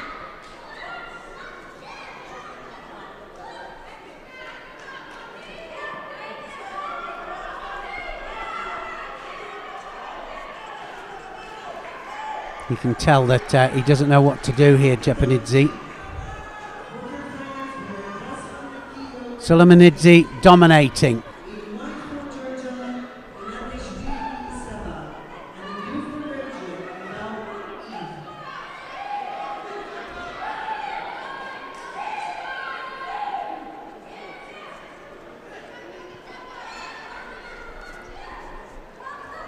Drops Seoinage. First into the attack every time. Good performance this from Selimanidze. They've got two great fighters at minus 100 kilos. They're both fighting in the quarterfinals, and one of them's going to go through. There's a possibility, though, that two could end up on the rostrum. Dominating the sleeve. Almost choosing when he attacks here. Tries for the Seotoshi again. Coming up to the halfway mark. Seoinage again.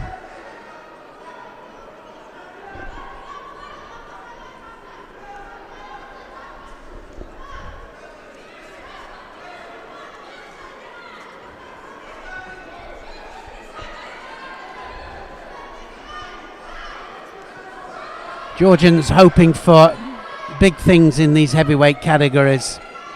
Good results.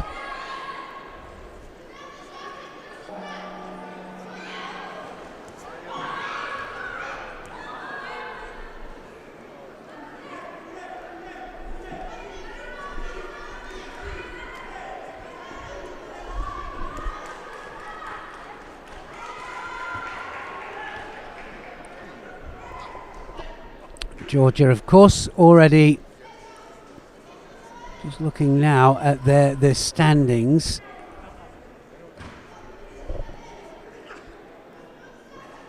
Second in the medals with 2 gold medals already, Georgia. 1 7th place. So, yeah.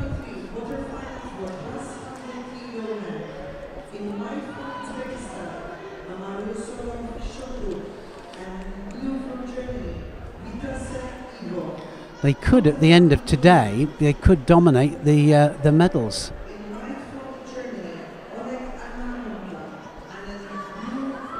One minute to go here. Selimanidze doesn't need to change it. He's been dominating all the way through, almost dictating when he attacks. Kosoto though there, look at that, and that's it, it's all over. So Ippon scored there. That was a great attack there.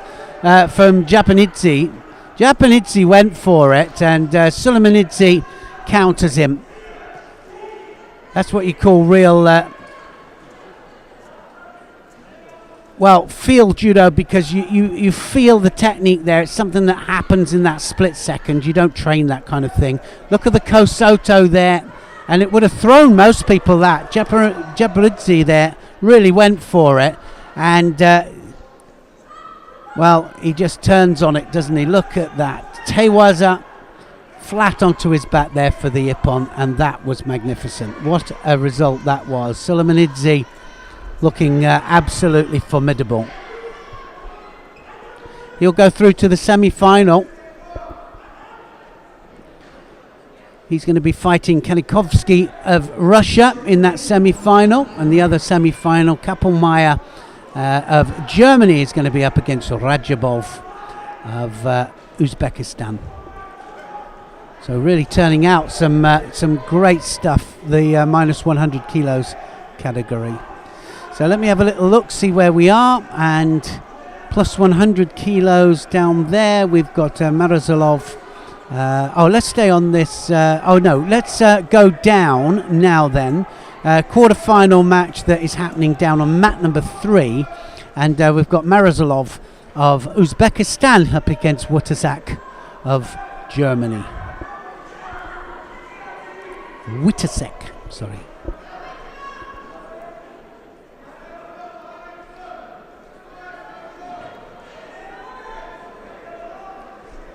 Quarter-final match here in the plus 100 kilos category.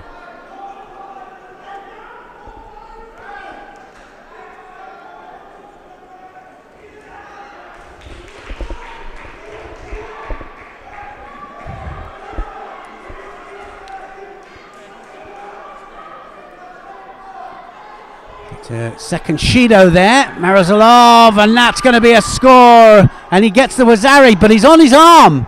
He's on his arm here, and can he get it out here? Marazalov manages to get a fantastic score there, and Witasek almost gets the arm. Look at the Sodisura Komigoshi here. Sodisura Komigoshi gets the Wazari, but look how he comes up onto the arm, and Witasek almost arm locks his opponent there, and Marazalov just manages to breathe again, coming up to a minute and a half.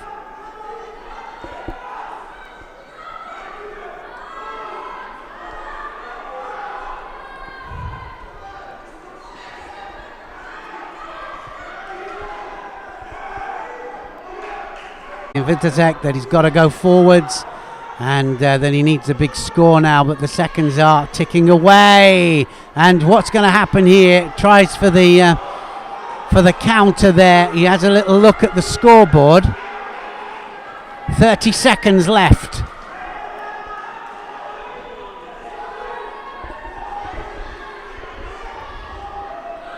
Hips across. Counter.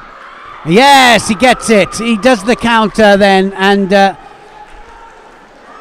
it's Marazalov who manages to get the second Wazari. Then the German had to come forward, and Witasek just didn't have enough. It was the counter to the technique there from Witasek. Marazalov was able to take him backwards. There's the Soto or Tanio Tosh. And there's the counter. Ouchigari backwards takes him out all the way over.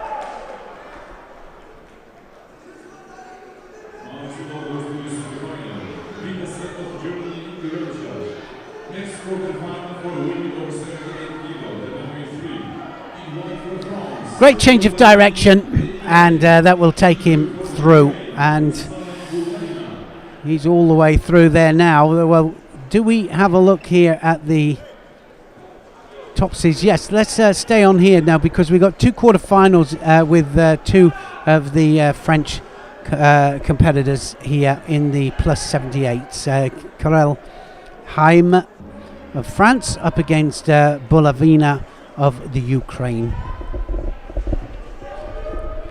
Haima is up by a Wazari in this match, and she's going to be followed by Leah Fontaine of France up against Hilal Ozturk of Turkey.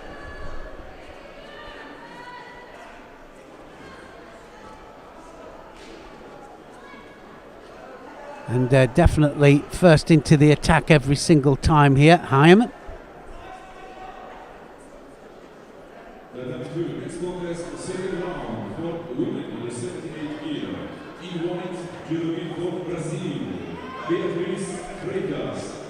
Looking for the counter there.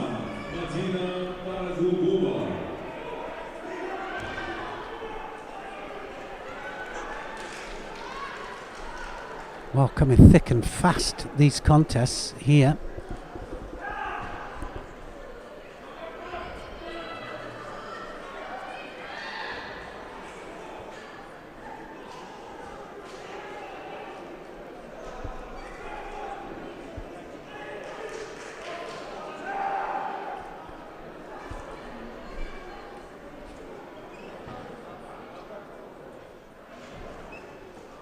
A little bit of a clash, I think, and Malvina says, let's get on with this.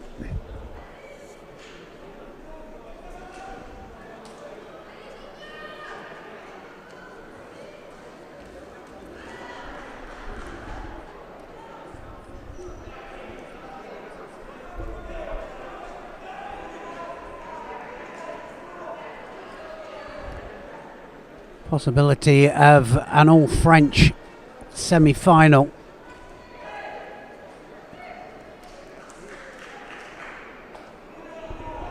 Still a long way to go, though.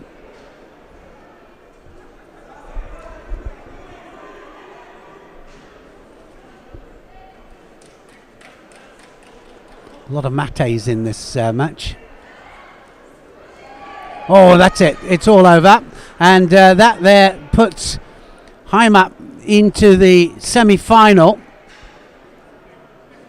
Smile says it all, and that was a nice change of direction there against Bolavina.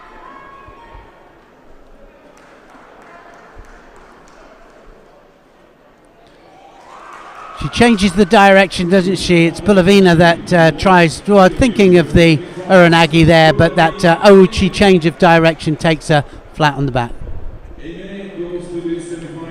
I'm going to hand over the second match, the possibility of a French semi-final, and it's going to be Leah Fontaine of France up against Hilal Ozturk, and I'm going to hand you over to Sheldon to take us through a possibility here, Sheldon, of an all French semi-final. Yeah, already one through. You mentioned that in the preview this morning, and we were also talking about the possibility of an all-Dutch one. I said that was going to happen. That's not going to happen either. Litvinenko managed to get past Dex. Dex actually scored Wasariona first, but the Ukrainian came back. Right, let's have a look at the quarterfinal in the plus 78 kilo category. Leah Fontaine of France in the white judogi, Hilal Ozturk in blue. And we're going to follow that with Jarl van Hemst in the under 78 kilo category. She'll be up against Una Dolgevica of Latvia. That's coming up next. We've managed to make our way down to mat number 3. I know Neil has been jumping about a bit. Sport for choice today. Rafaela Eagle has won her contest on mat number 2. That's in the under 78 kilo category. I did mention the fact that there could be an all-German semi-final. It's beginning to loom large as well in the under 78 kilo category.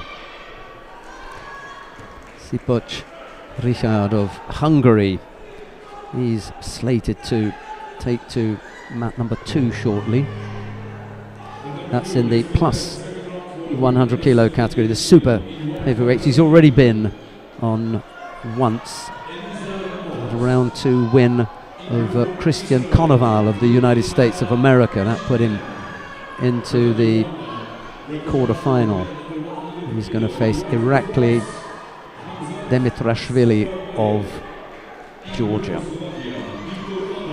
All right, that's a little bit of a wrap-up, if you like, of contests to come. No score yet. Both fighters have picked up 1 Shido.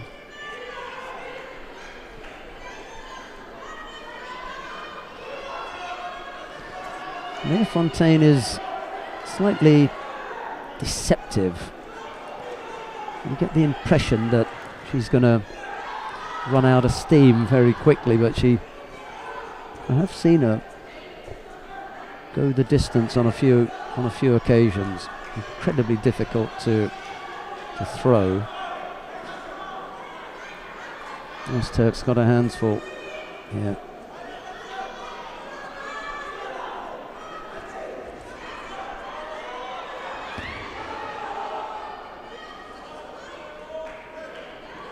Coralie Hamer, her teammate, is already in the second of the semi-finals. Maki Komi effort from Öztürk, but doesn't come off.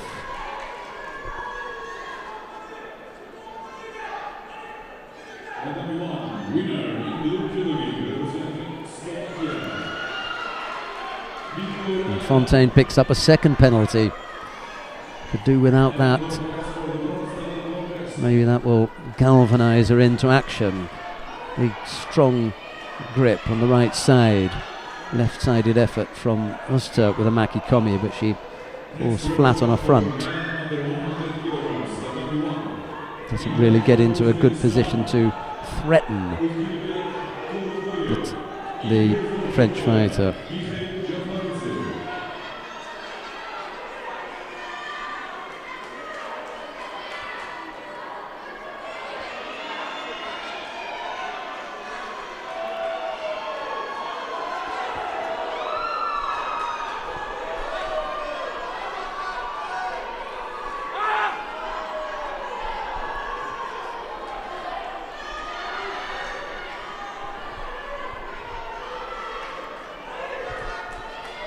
Again, the Maki Komi effort, but that position is never going to work. Having to drag your opponent right across the back, and it's just the passivity, a third penalty from Leah Fontaine, that gifts the contest to Hilal Öztürk. Well, disappointment for Fontaine. She's going to have to battle it out in the repechage. Öztürk goes into the second of the semi-final. She'll face Coralie Hamer of France.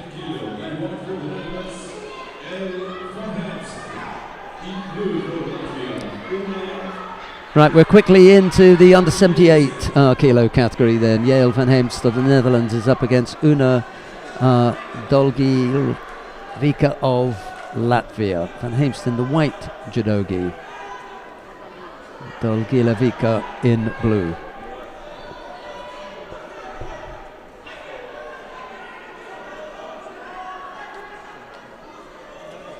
Gonna have to keep a close eye on the list of contests coming up to make sure we don't miss out, because we've got a semi-final in the under 100 kilo category coming up shortly on Mount Number 1.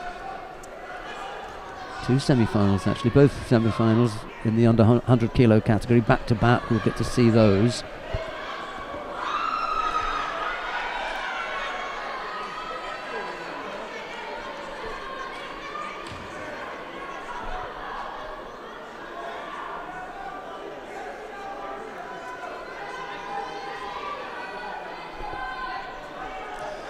We've still got left in the under 78 kilo category.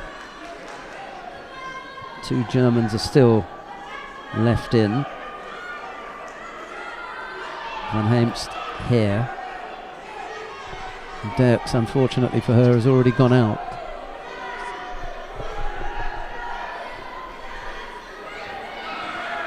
There's a single Shido against Van Heemst at the moment. Just under 3 minutes left to go. Una Dolgilevica of Latvia chasing the contest a bit here, although Van Heemst is the one who's picked up the single Shido. Little stab at Koji Gari there as she just tries to find a way, and she's got that right hand trapped at the moment, so not a great deal she can do with it to come in with a Seoinage, but a long way away from her and too much of a gap, so no real threat to the Dutch fighter. 2 minutes 20 left on the clock. Here comes Van Heemst. A beautiful Osodogari, catches her just behind the knee there. Lovely effort, and throws for Ippon. Neil would have liked that, would have been all over that one. Yeah, just caught on the heels, going back as well. Nothing to offer up, no resistance to offer up there. Beautiful effort. She doesn't really sweep, it's almost like a hook. And the hands, beautiful hands there. to catch the Latvian for Nippon. Hopped it through as well, and it's Van Hemst who goes into the second of the semi-finals. We've got the last of the quarterfinals in Pool D coming up now. Yelizaveta Litvinenko of Ukraine is going to go up against Liz Ngelebea of France. It'll be Litvinenko in the white judogi and Ngelebea in blue. That's after we take a short break for the COVID-19 protocols, just to make sure that the tatami are sanitized. We'll be back in about 5 minutes from now.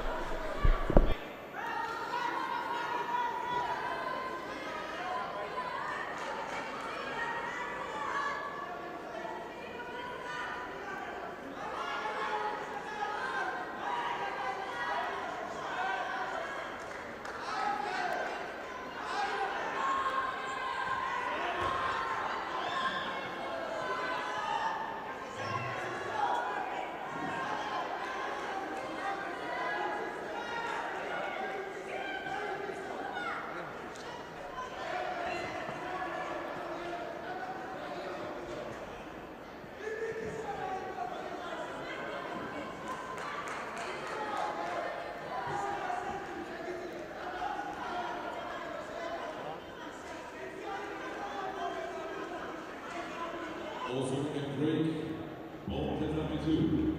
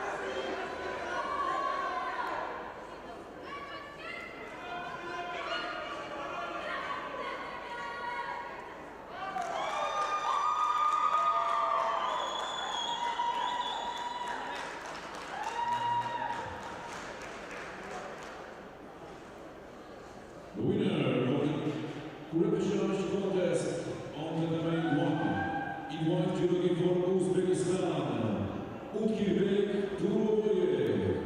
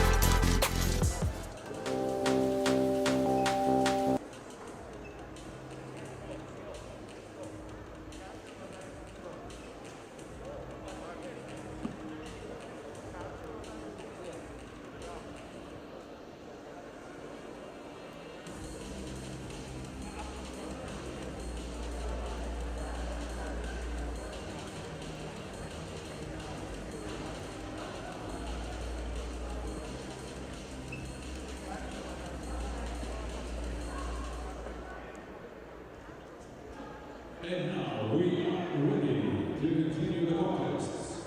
The coming one, semi-final for the men under 100 kilograms. Right, welcome back after that short break. Neil Adams and myself are back here. Kilian Kappelmeier of Germany goes up against Sukrob Rajabov of Uzbekistan. It'll be Kappelmeier in the white judogi, Rajabov of Uzbekistan in blue.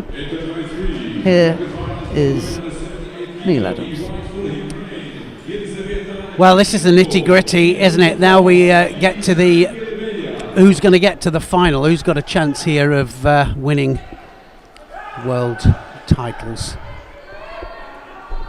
Kappelmeier of Germany in white here, and Rajabov, Uzbekistan in blue.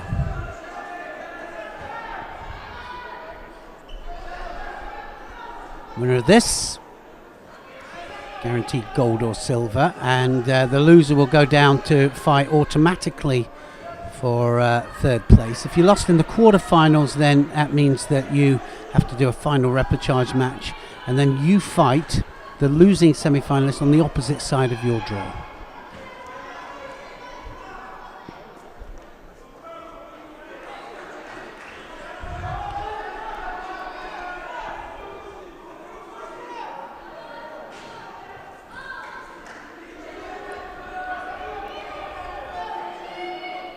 Well, the nice thing that we've seen all the way out through this championships is that they've been throwing caution to the wind, and they've been coming out trying to throw for Ippon. And somebody was saying to me earlier that it's nice, isn't it? There's no inhibitions, there's no tactical play, it's just all out attack. And it is. There it is again, left against right situation again, but both looking, one looking for the left arm over the back, the other one looking for the right arm over, and that normally means that something is going to happen.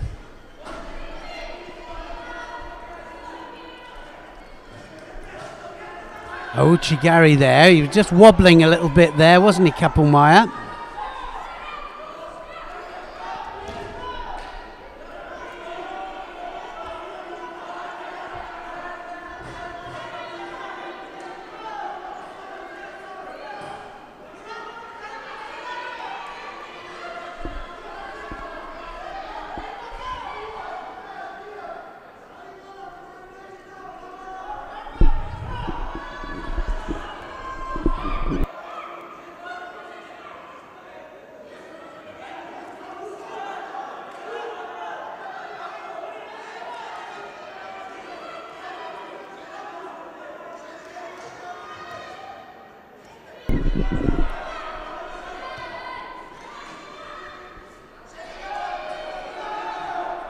Shido apiece on the board here, and well, remember that you can zap to the other mats if you like. There's quarterfinals, semi-finals happening everywhere. We'll normally go to the match that is the most. So if it's semi-final against a quarterfinal, normally that's the way we work it here. Look at, he wants that hips across, both of them do, and looking for the tip as well.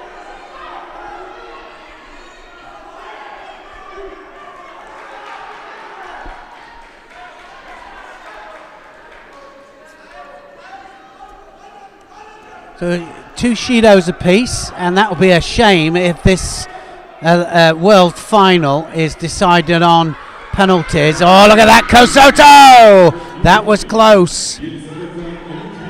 Rajabov there tries the Kosoto. Just managed to climb off that, didn't he, Kappelmeier?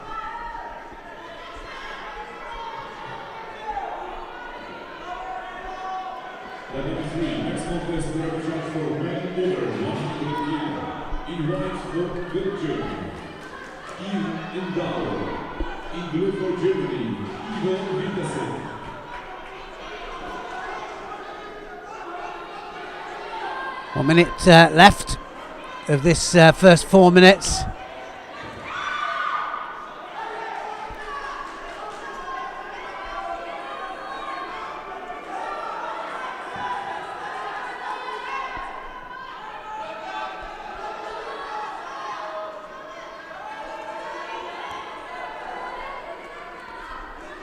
both a bit cautious here. They can feel the danger, that arm over. They can feel it there. Both looking for the same technique. One left-handed, the other right. Kosoto, that was very close. Did well there, Rajabov, just to stay off that.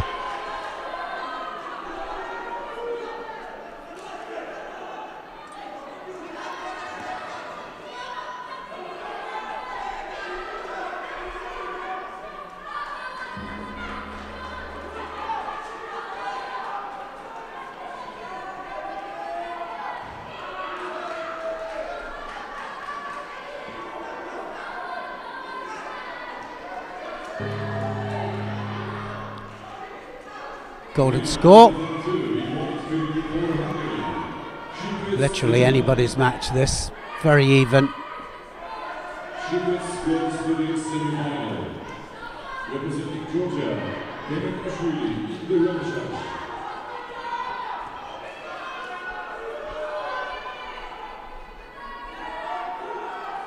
Number 2, next contest, quarterfinal for men over 100 kilo.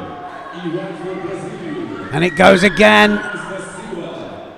Full of commitment here and looking for the counter there, Rajabov.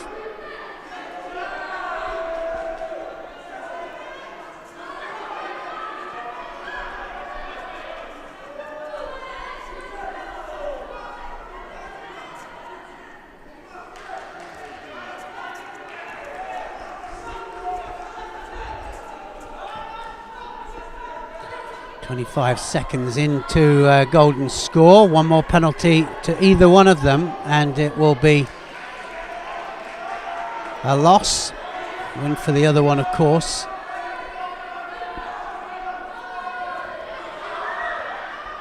Trying for the Ouchi as well there. Kappelmeyer's the one taking the fight to Rajabov, and that's again he's opened up, changed directions here, and well, possibility of a third penalty, I think, for Rajabov. Is it going to happen?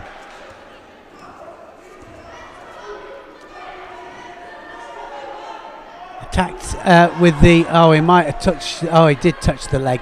He touched the leg there, and it might be... It's going to be a third Judo against, and Rajabov wins it because... all because of Kappelmeyer getting just a little bit...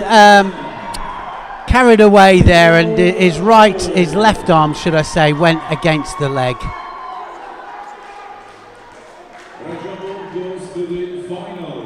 A little bit of inexperience there, and yeah, wow.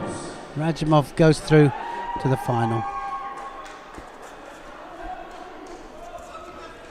So, the second semi-final here. Kanikovsky then of Russia up against Silamanidze of Georgia. This should be a cracker.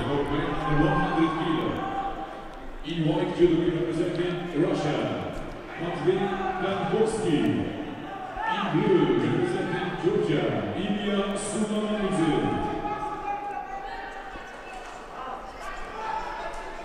Very impressed with Silamanidze, but also I've got to say that Kanikovsky of Russia as well. This could easily be the final, this one.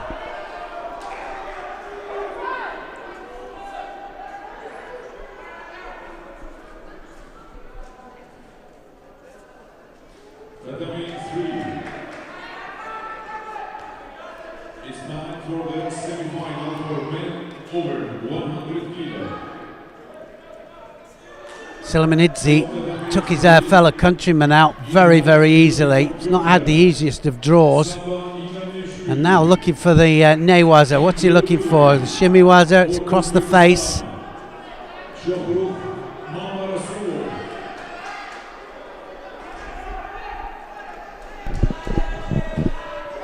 We've come to the business end of the day here, Neil.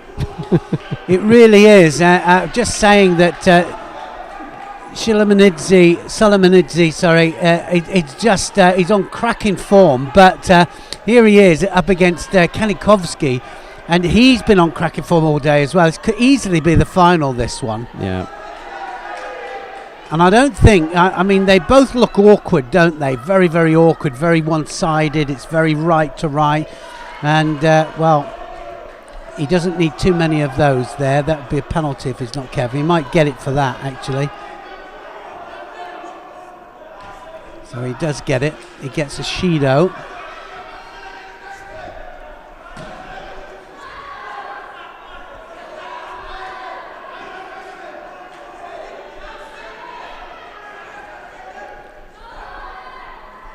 Osaragari.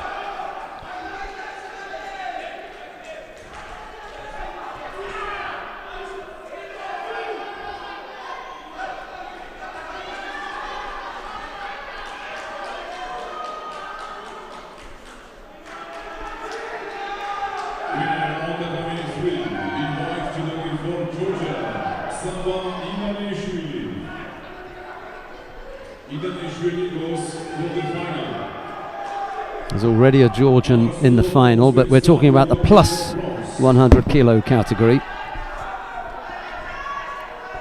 Saba Iniashvili, he's made his way to the final. We'll give you a rundown at the end of this anyway, but we'll just stick with the action for the time being.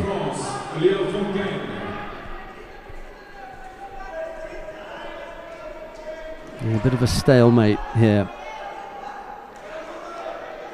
Both taking up awkward positions. Referee's got no choice here. Here's the big Haraimaki Komi from down on mat number 3.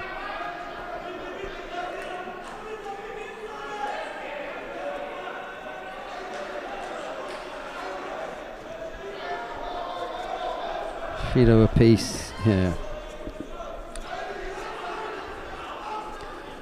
Yeah, it's like I said, it could have been the final. This it's very tactical, isn't it? They're both afraid. They're looking for the same attack. That front leg there. One of them's going to make a mistake by attacking onto that front leg.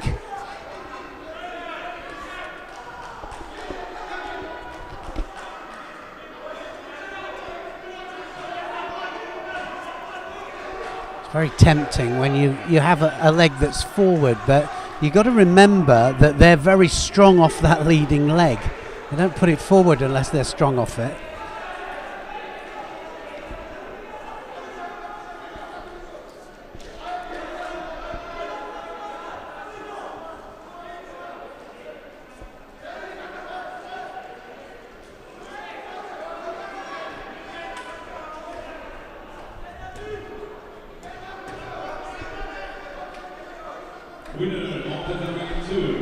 Well, neither one, are they? It's going to be a Shido in a second.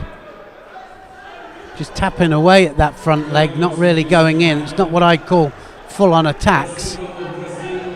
Solomonidze tried to split it. There we go, onto that front leg. And I think now that we're going to see Kalikovsky maybe with a Shido, second Shido.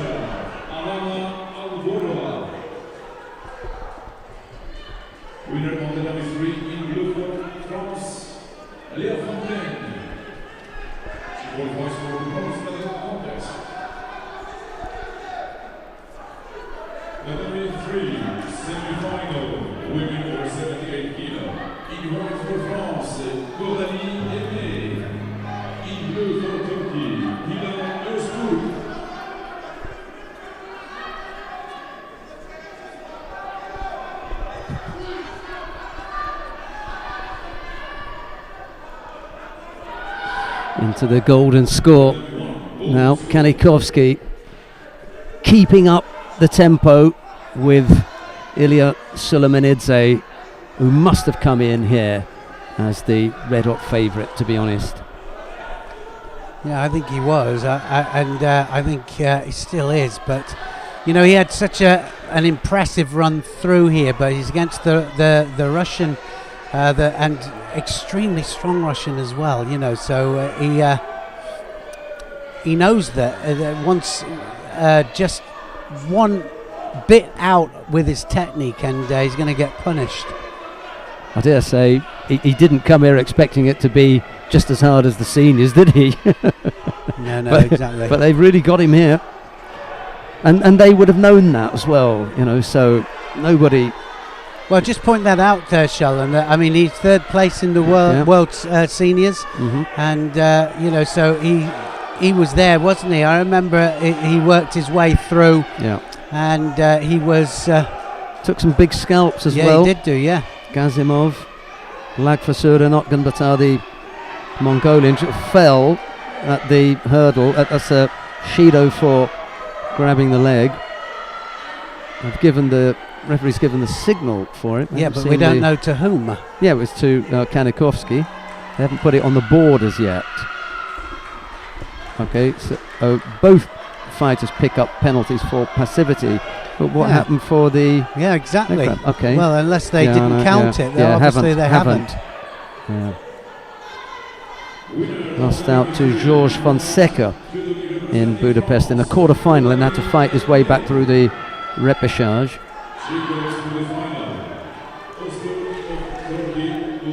Overcame Canada's Shadi El Nahas in that bronze medal contest. He won't be coming here to take bronze, will he?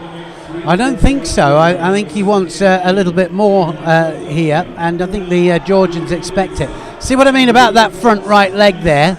They attack it. It's very, very tempting. Both of them going for it, and that's a great switch there, wasn't it, to the left? Again, always, and I keep banging on about it, you know, going over to the other flank. It was sudden switch, and that's what the dangerous thing is. That's where the scores come. He'll be desperate to do better than the last time that he was out here, when he lost in the final to the Japanese Kamigaki. Got to make it to the final as far as Suleimanidze is concerned. That's his goal. Beginning to drain here, visibly difficult to get back up on his feet, slow to get back to the start point. Kanikovsky maybe can just smell an opening here. Well, for me, it's all Suleimanidze. You know, he's the one that's looking like he's going to throw, and he's taking the initiative here. Kanikovsky. They'll want to wind Kanikovsky up I here. think so. You know, it's very, very close to it. I tell you, one more Ataya, it's all over. I think it's done. I think Kanikovsky as well realises that, and Georgian's going to go through. Kanikovsky's going to have to find another route to the podium, and that will be through the bronze medal contest. But it's Ilya Suleimanidze of Georgia who makes it into yet another Junior World Championship final. Came unstuck the last time round. Perhaps he'll have better luck this time around. We're going to go where then, Neil? We've got a semi-final coming up on mat number 2, but mat number 3. But before that, we've got a quarter-final in the plus 78 kilo category. Yeah, let's go to mat number 2. Oh, that was on the other mat, but that's the repechage contest. That is Liz Ngelebert of France. She got put out. Marit Kamps has gone through there, the number 1 seed, benefiting from 3 penalties picked up by a Russian opponent. Gives us the chance to watch another quarter-final. When the semi-final comes on mat 3, we'll go and see that. But for the time being, let's go with the quarter-finals. Elisabeth Flugbeil of Germany. Who's she got? This is the plus 78 kilo category.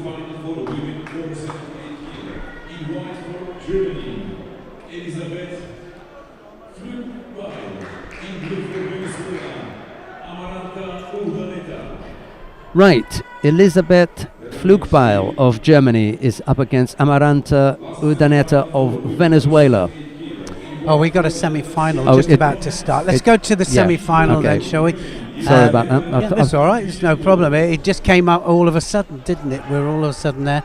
And Freddie was just pointing out there that we've got the semis. Thanks, Freddie. Yael van Heemst of the Netherlands goes up against Yelisaveta Litvinenko of Ukraine. It's van Heemst in the white judogi, Litvinenko in blue. No secret from the get-go this morning about where I thought the title was going to go. One step away from making it into the final, Yelisaveta Litvinenko. She's got to get past a very difficult Yale. Doing. Yeah, well, exactly. But I mean, both hands from Van Heefst. Yeah. Van Heefst has the cross grip. Dutch girl breaks that grip, and then that left hand has got to keep her opponent off. It's just floating. Yeah. In the air. The natural reaction is to block, isn't it? We used to see a lot of that, didn't we? And they'd go onto the legs to defend, can't. And now they can't do that. You can keep the top half of the body out. It didn't make an appearance. It was just hanging in the air, limp. Sorry. That's your defence. It's the only line of defence you've got left. You've got to be, blocking out there. Yeah, I think she just got caught cold there, didn't she? Even if you block the hip and you block below the waist, what's the penalty for blocking out? Yeah, Shido or Ippon, your choice. Yeah, I know which one I go with. But what catches me here? Jill, that's tactics, mate. That's tactics. But what catches me here is just it's how it's not doing anything. It's just really. And it's so obvious. It's not even close to the body. You're not keeping yourself close in. You've opened up. She breaks the grip up, and this hand just does nothing. On the other hand, terrific work from Van Heest. Right, Anna Motta Olek of Germany is on the mat now. We've gone back to the top half of the draw, and she faces Madina Paragulgova of Kazakhstan. Olek in the white judogi, Paragulgova in blue, and it's Olek with the osaikomi here. Top half wrapped up nicely. Munigatami for you? Yes, Munigatami. Sometimes it's a slight variation of it, but that was Munigatami. And so Olek goes through, and another medal for Germany. Guaranteed. Well, that was the quarterfinal. That was the quarterfinal. They're a little bit further behind us. And there's a second one just about to go up as well. And it's Rafaela Eagle. That's their semi-final.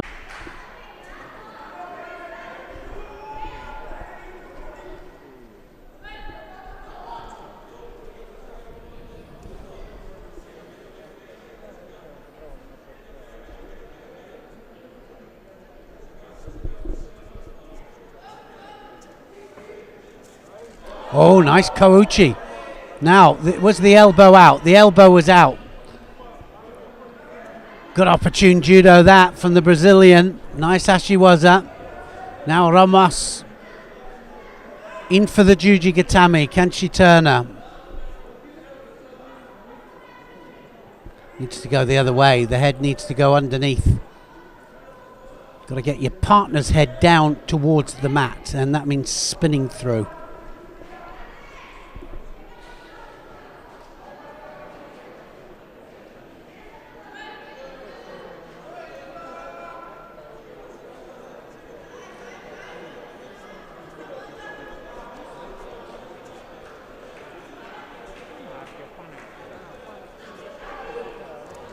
Missed completely there.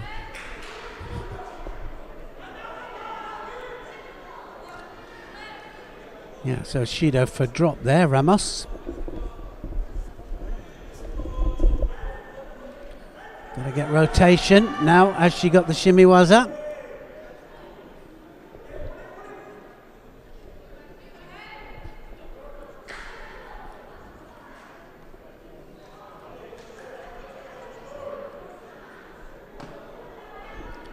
To the last 4 matches. This 3 more after this, and these are going to be the winner of this is going to be in that last match. Oh, nice Ashiwaza. Kuriashi just catches it. Sweet. Didn't get the landing for it. Now trying for the Sangaku turnover. Can she get the leverage? Hasn't got the head. She needs to go around the head. Now she might get it.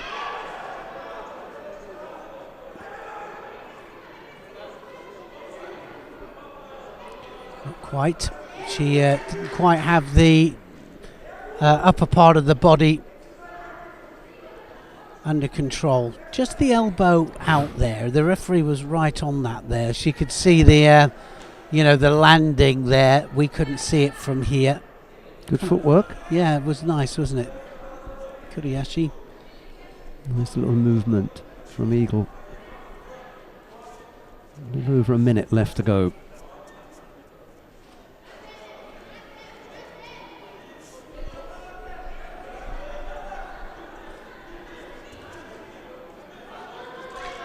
Saramaka Komi.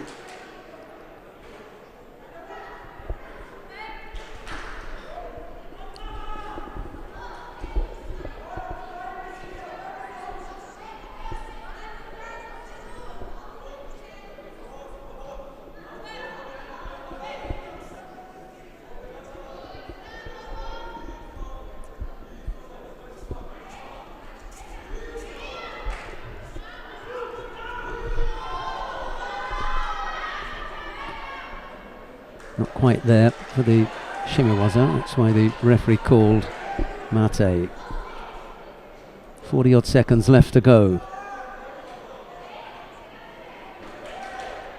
Ramos picks up another penalty.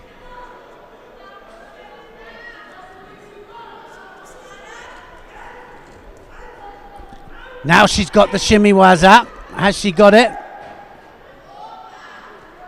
Had a quick look at the referee there. I thought maybe there was a submission that we didn't see. Eagle of Germany then. Seeing if she can get through. Fight her fellow countrymen in the semi-final. Make it an all-German semi-final. Oh, Soto! No, it's not. Not to be. Ramos takes her down for a Wazari. Last 14 seconds then, and Ramos will just waste the time here, and Eagle will have to go back down into the final repechage match to see if she can fight for third place. Brazil have a finalist.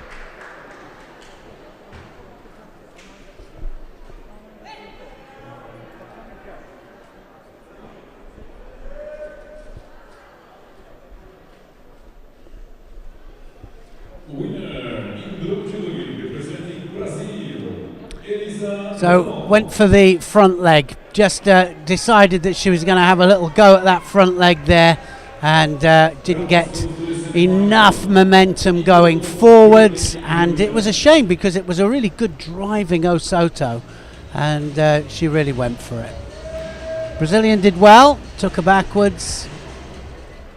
Repechage for men over 100 kilo. In white for Georgia, Irakli Demirashvili. In blue for Brazil, Daniel Lemes da Silva.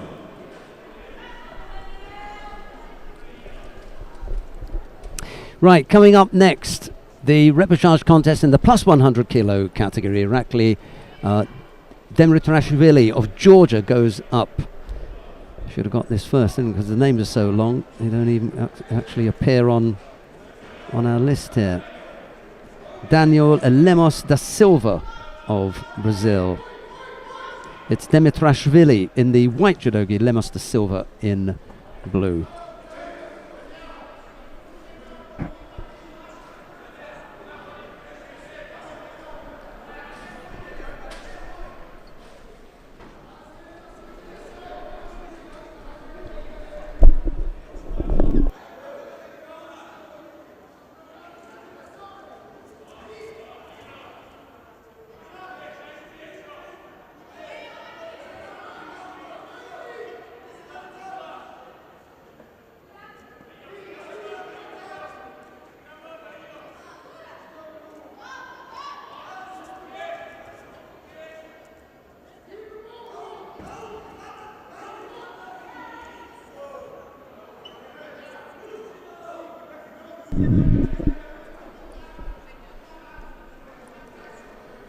So Shido goes up to Lemos da Silva.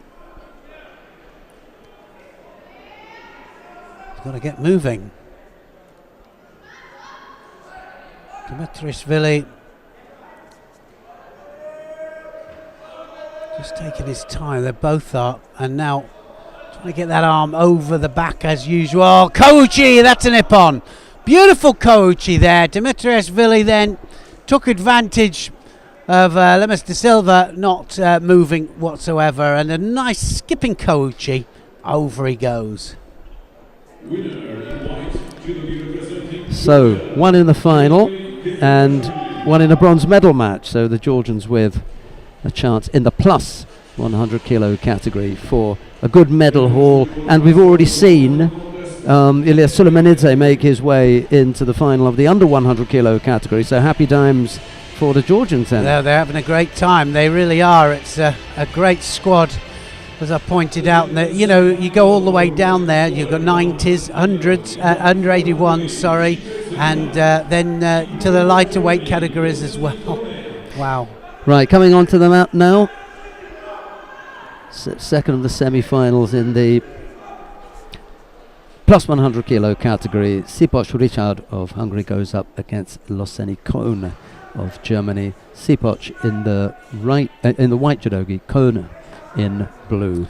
He's very cool, calm and collected, isn't he, Sipoch? He's done it, hasn't he? Yeah, no, he's got it. He's been there, got several T-shirts. Yeah, he knows. He does. He just, you know, reeks he waits, of confidence. Yeah, he does, and he waits for his moment, and then he takes it. Look at that massive hit.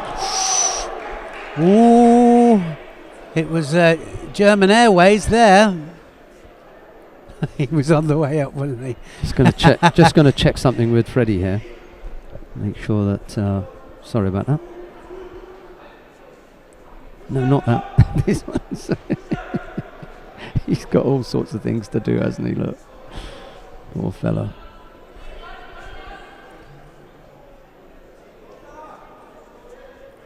Our tech people are just doing such an amazing non-stop, job. Yeah. Arm round here. Somebody's going to go here. Oof. Kone is so dangerous with that Uranagi, but you can't just wait. You can't keep waiting just for the counter. He's managed to get away with it because there have been massive techniques on the back of Sipoch coming forwards and taking the initiative. It will take me a long time to go through the list of achievements of this young Hungarian, I'll tell you. Gold medal winner at the Cadet European Championships in 2016. Silver medal winner at the Cadet European Championships in 2017. He won the European Youth Olympics in the same year, 2017. He was just warming up then as a cadet. Blew out at the first Junior World Championships that he attended in 2018. But he made up for it with a third place in 2019. And he then went on to win the European Under-23 Championships for the first time in 2019. COVID came and upset things, but he won the Junior Europeans in 2020. And again in 2021, and now he's in the semi-final. Yeah. I think he's a little bit more cautious now, though, coming in, though. Sipoch, I just felt the danger there of Connie.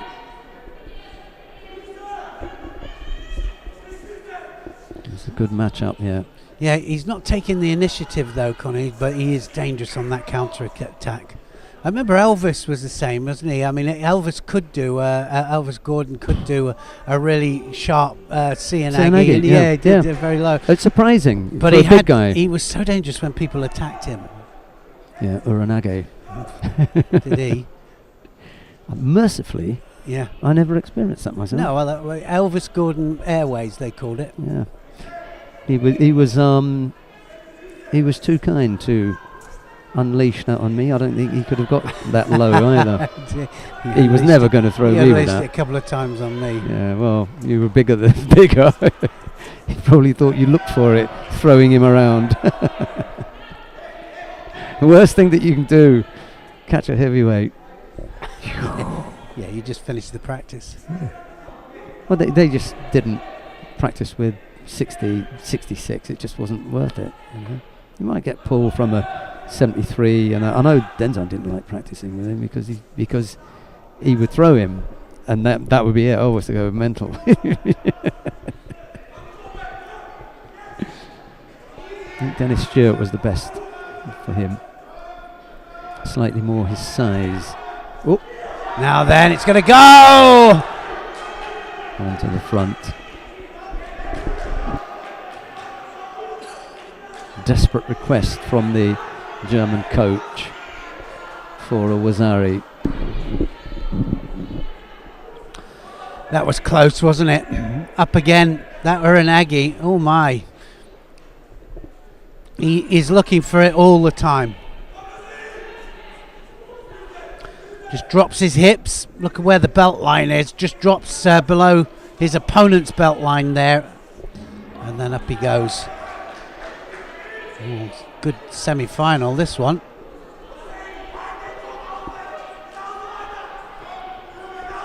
One Shido apiece. Sipoch of Hungary, probably the favourite coming into this, but Kone really so dangerous. He could easily take this.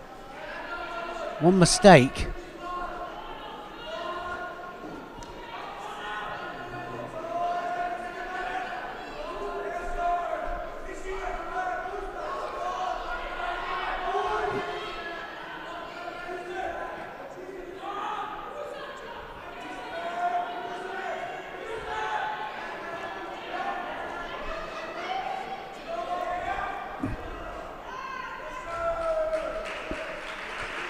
Bit of a drop, that one. Is he going to get penalised for that? Might get away with that.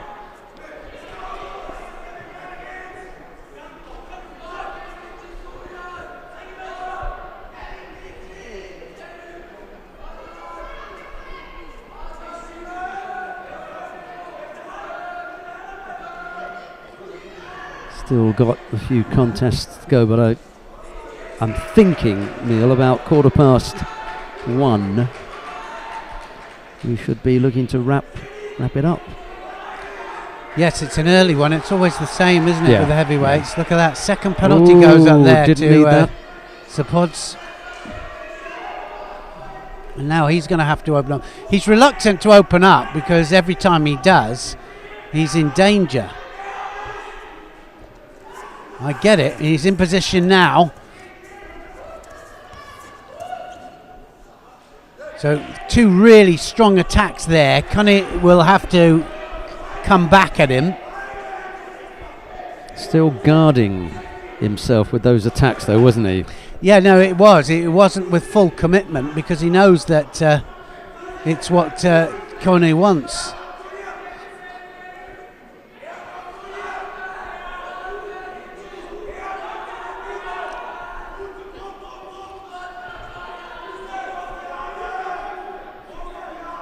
They must have an Uranagi room that they start churning them out of, Germany, because they're all doing it, aren't they?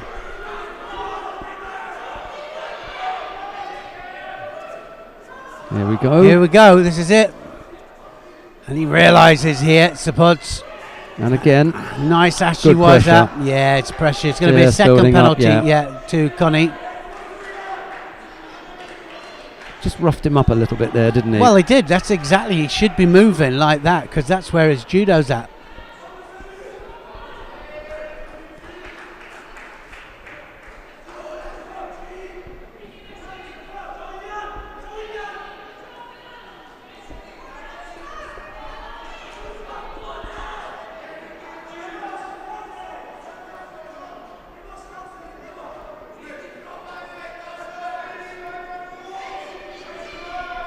So one more little outburst like that from Sipots, and he will be in his world final. Now the arm's over and it hits him again. Oh, what a nip-on.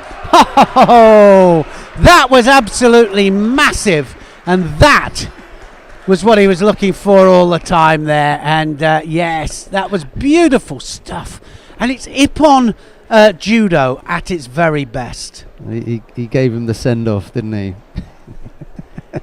Yeah, he did. I don't think he meant it disrespectfully. No. It was like it wasn't at him. I think it was to himself as if to say, "That's what I was looking for." Yeah. Look at that massive off the belt Surigoshi, and over the top he went.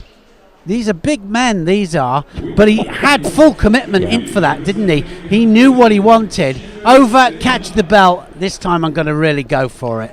One guy in the far left corner of your shot is celebrating before the throw.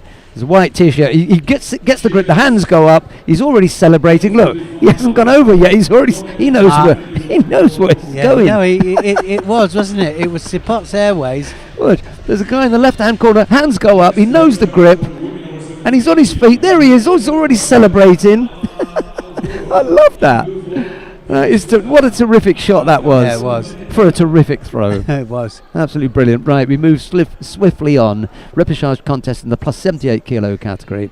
Alana Alvarova of Russia goes up against Amaranta Urdaneta of Venezuela. Alvarova in the white judogi, Urdaneta in blue. Calm back down after that little bit of excitement. Took a long time to get into it, and then punch, smack. Took him a little while. Or slam. Yeah, slam. Over he went.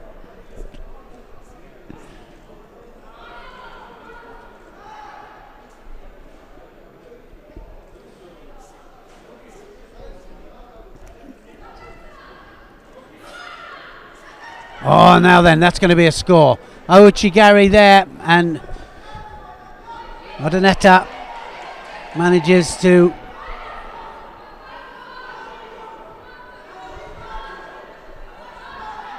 got the leg trapped. There is a score on the board, as Neil said. Okay.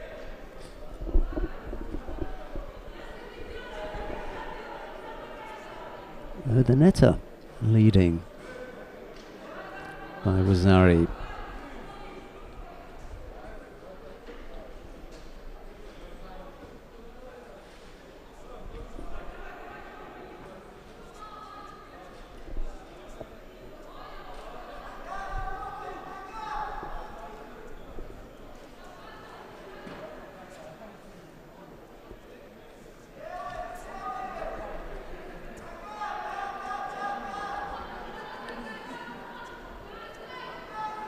Alvarova can't just defend here. She's looking for the Uranagi here, and she's just on the defensive all the time, so she will get penalised if she's not careful.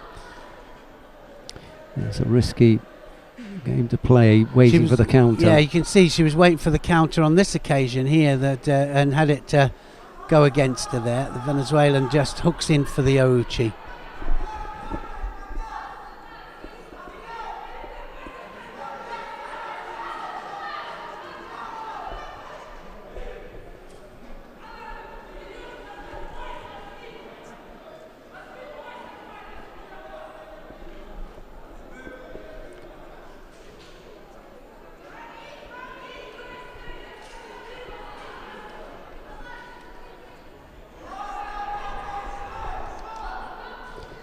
A little over a minute and a half left to go. Still the Wazari lead for Urdaneta.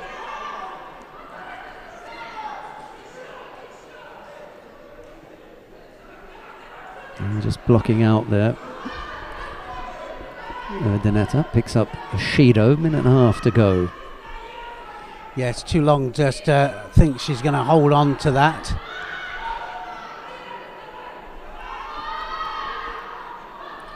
Remember, this is to get through to fight for third place. That's to go against the chin, that. Referee in the wrong place. Still. She might be underneath there. If she's underneath there, the referee was right by it then in the end. Calls the mate.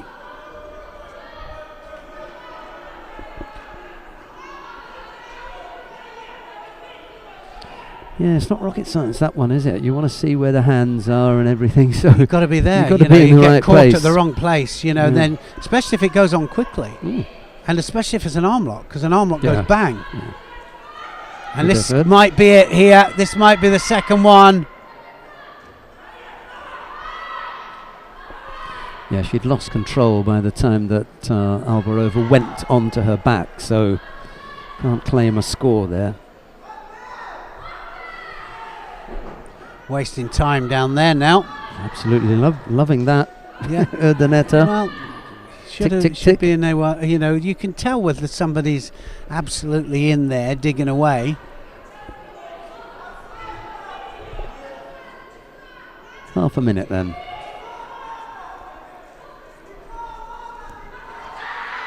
Great chance now.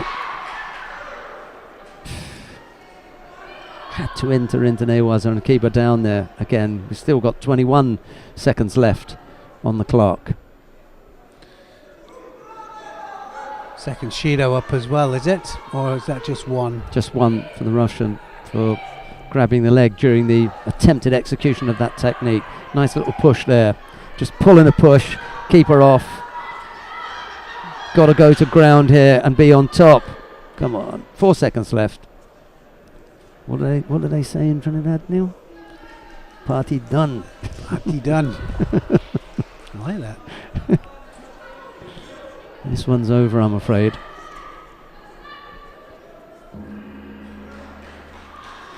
Gave a good effort, though, the Russian girl, in the end, as far as spirit and effort are concerned. Really gave, what she had. We can all sit here and say, oh, it wasn't very good, but, it's the effort that you want to look at, first of all. You've got something to work with because you've got someone who's not going to give up. Yeah, nice counter-attack as well. So it was good in the end, and a win and through to the bronze medal match. Right, we've got 2 semi-finals. Sandwich in between the 2 semi-finals will be one repechage contest. So let's take a look at the first semi-final in the plus 78 kilo category. Marit Kamps of the Netherlands goes up against Elisabeth Flugbeil of Germany. It's Kamps in the white judogi, Flugbeil in blue. Well, didn't we think that they were going to meet in the semi-final, the 2 Germans? I thought we said that. But that was in the under 78s. This is the plus one. There we go.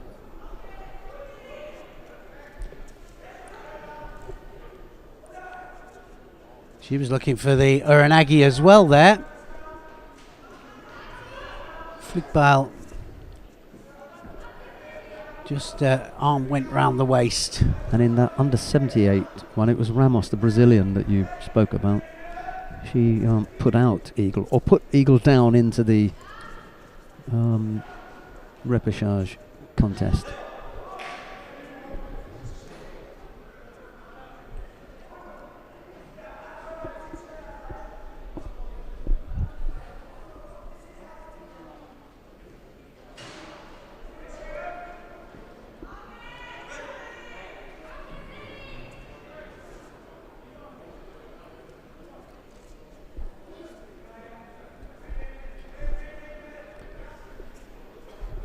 Semi-final, plus 78 kilograms.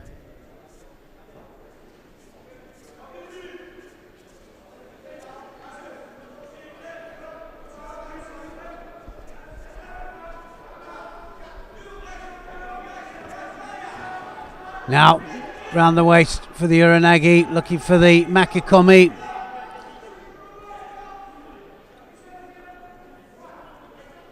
That left arm of Flugbeil is just into the hips of her opponent.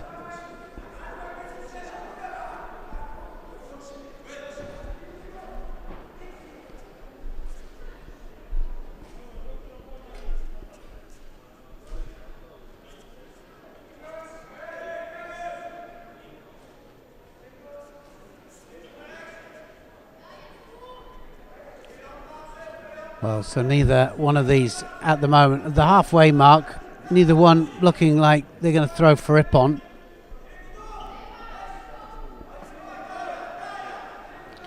Sleeve been dominated. Flugbeil can't get the arm up and across. German just, Kamps just controlling that sleeve.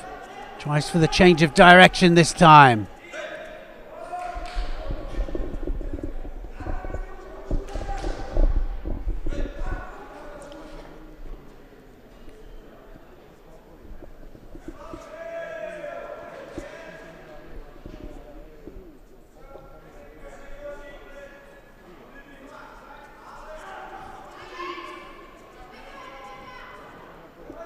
Uchimata, and that was close. So Flugbeil the closest so far. Camps needs to just step up the attacks. Gets a Shido.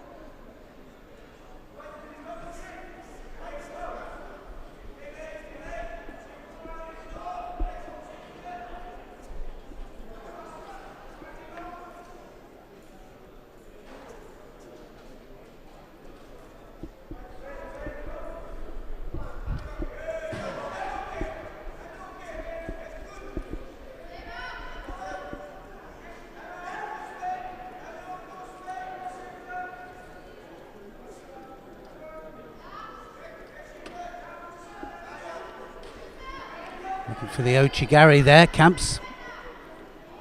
And again, right-handed, extreme. Tempting just to go against that front leg.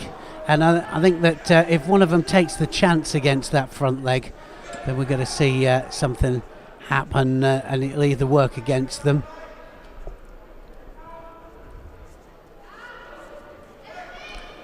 A little bit of a sit on the fence point of view, but it's not really, because it's just that front leg there, like I say.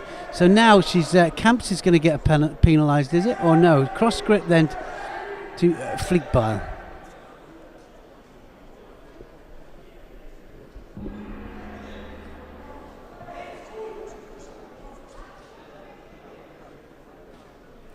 It kind of lacks that sense of urgency. It just absolutely lacks it. German coach just told to be quiet a little bit. I just get the feeling that Camps has suffered a bit from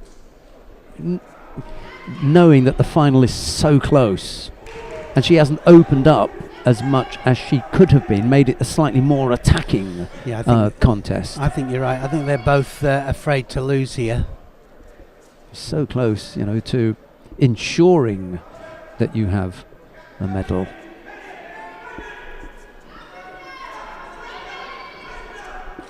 It seems to have now closed down a bit. Doesn't like that, does she? Yeah. I thought that she'd been on there for a while, you know. Flugbeil had a hand across for a while it's defending, and closed it down. She's really defending with it. Slow to get to her feet, not because she's tired, but worried about that right knee. Camps for her part could be worried about her right arm. She's had some problems with that. Close, you know, to coming up with that little turn with the hands at the end.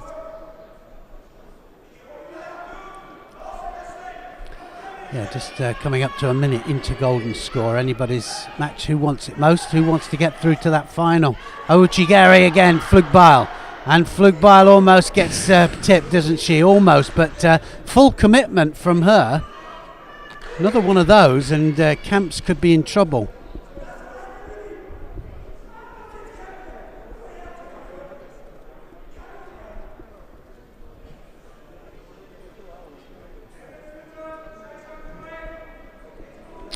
Just looking off to my right here, and we've got the Hungarian lightweights warming up, and of course we've got the team competition tomorrow. So join us for the team competition, because I can tell you now, we were just saying yesterday actually, I've never been to a team competition when it didn't have excitement. There's a chance. Watch this. This is it. If they go to the outside leg.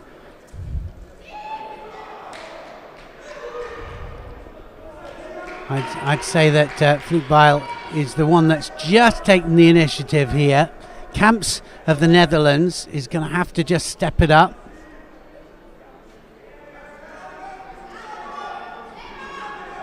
Ochigari from Camps.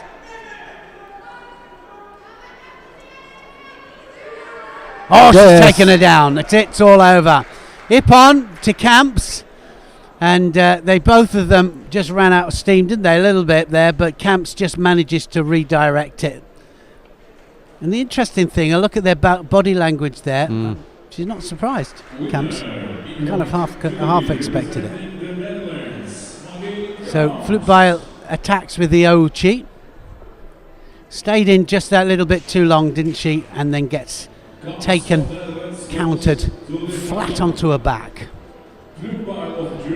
So Camps, it'll be in the final. We'll find out who her opponent is going to be. It'll be out of Oleg or Ramos, but we'll come to that in a minute, because before that we've got a repechage contest in the under 78 kilo category. Actually, we do know who the final is, the plus 78. That's already been sorted out. Neil will tell us, I think. There you go. It's Hamer, the other French girl, from the other side, yeah? Yes, it is. It's Camps versus Hamer. Right, we are watching the contest in the under 78 kilo category. Madina Paragulgova of Kazakhstan up against Rafaela Eagle of Germany. Paragulgova of Kazakhstan in the white, Judogi Eagle in blue.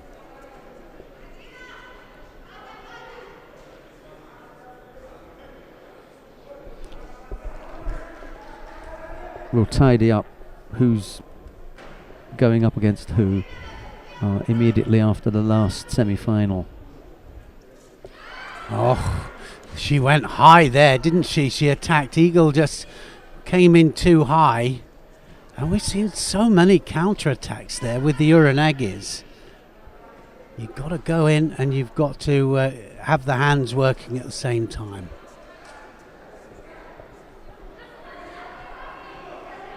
Kind of almost enforcing a cross grip from Eagle.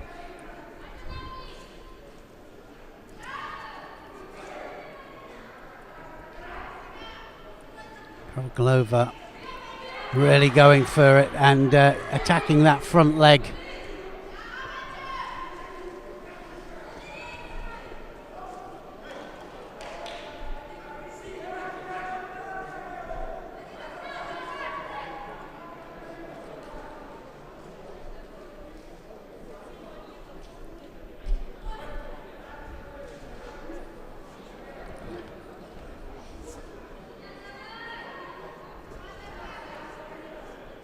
Eagle really pushing hard, and Sianagi, that's going to be a score. Sianagi then takes her down onto her side there, gets a Wazari. As soon as she started just to create that little bit of space there.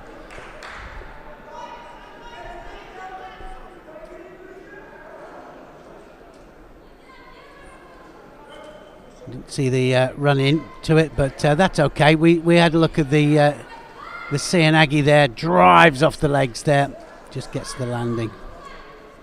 And here she goes, she's moving again.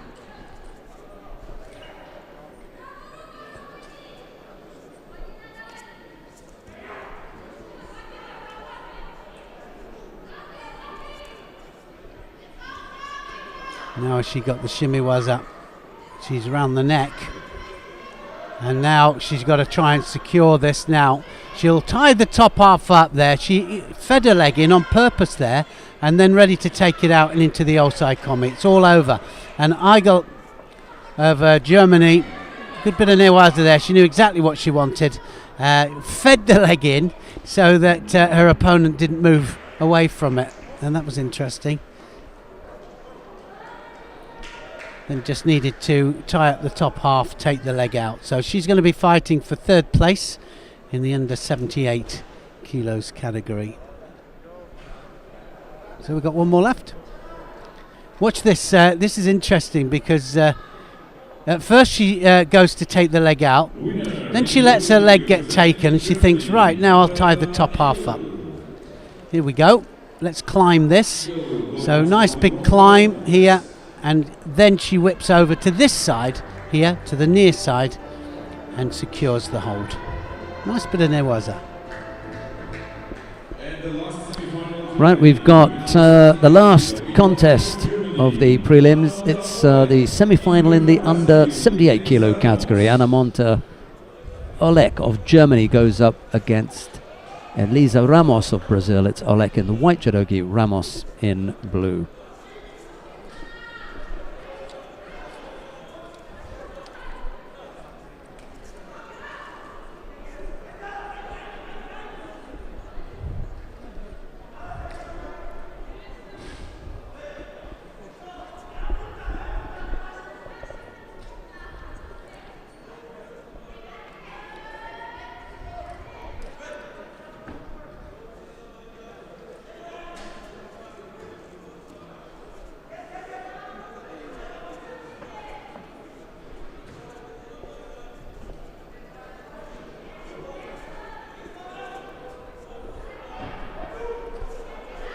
So the winner of this goes through to fight Van Hemst.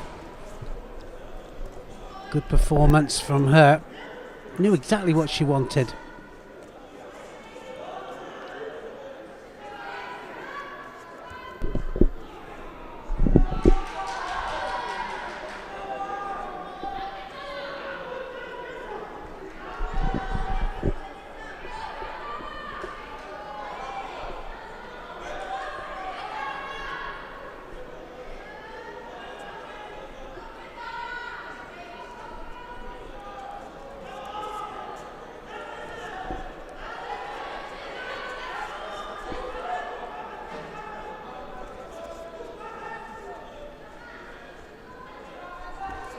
Ramos a little bit defensive here, feeling the threat of Olek.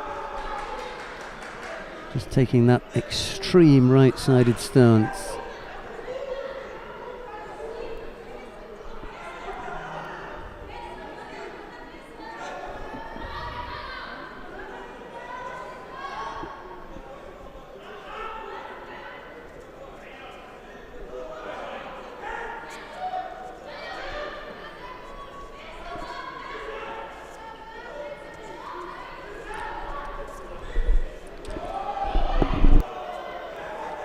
Almost got tipped. Ramos going way over on that right side and just over extending herself. And had to tap out. Olek secures the shimiwaza. And the Brazilian couldn't resist any longer.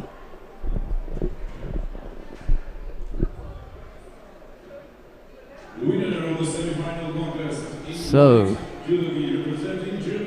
Hanamonta Olek it is, who goes into the final of the under 78 kilo category. Neil and I are going to have a wrap up now and give you a rundown of who it is that we're going to see in the final block. Just let Neil talk you through this shimiwaza. Again, it's transition, isn't it? So just straight in there, throws the hips forwards, and of course the referee in a good position there to see that it went right the way underneath the neck for the shimiwaza. Gets the lift, then has to come around. She spins all the way around, doesn't she? All the way around. Gets a little bit of leverage onto the leg there. Just needs to get the hips forwards now. Of course, Guruma there just working perfectly for the German, and Olek of Germany through. Brilliant.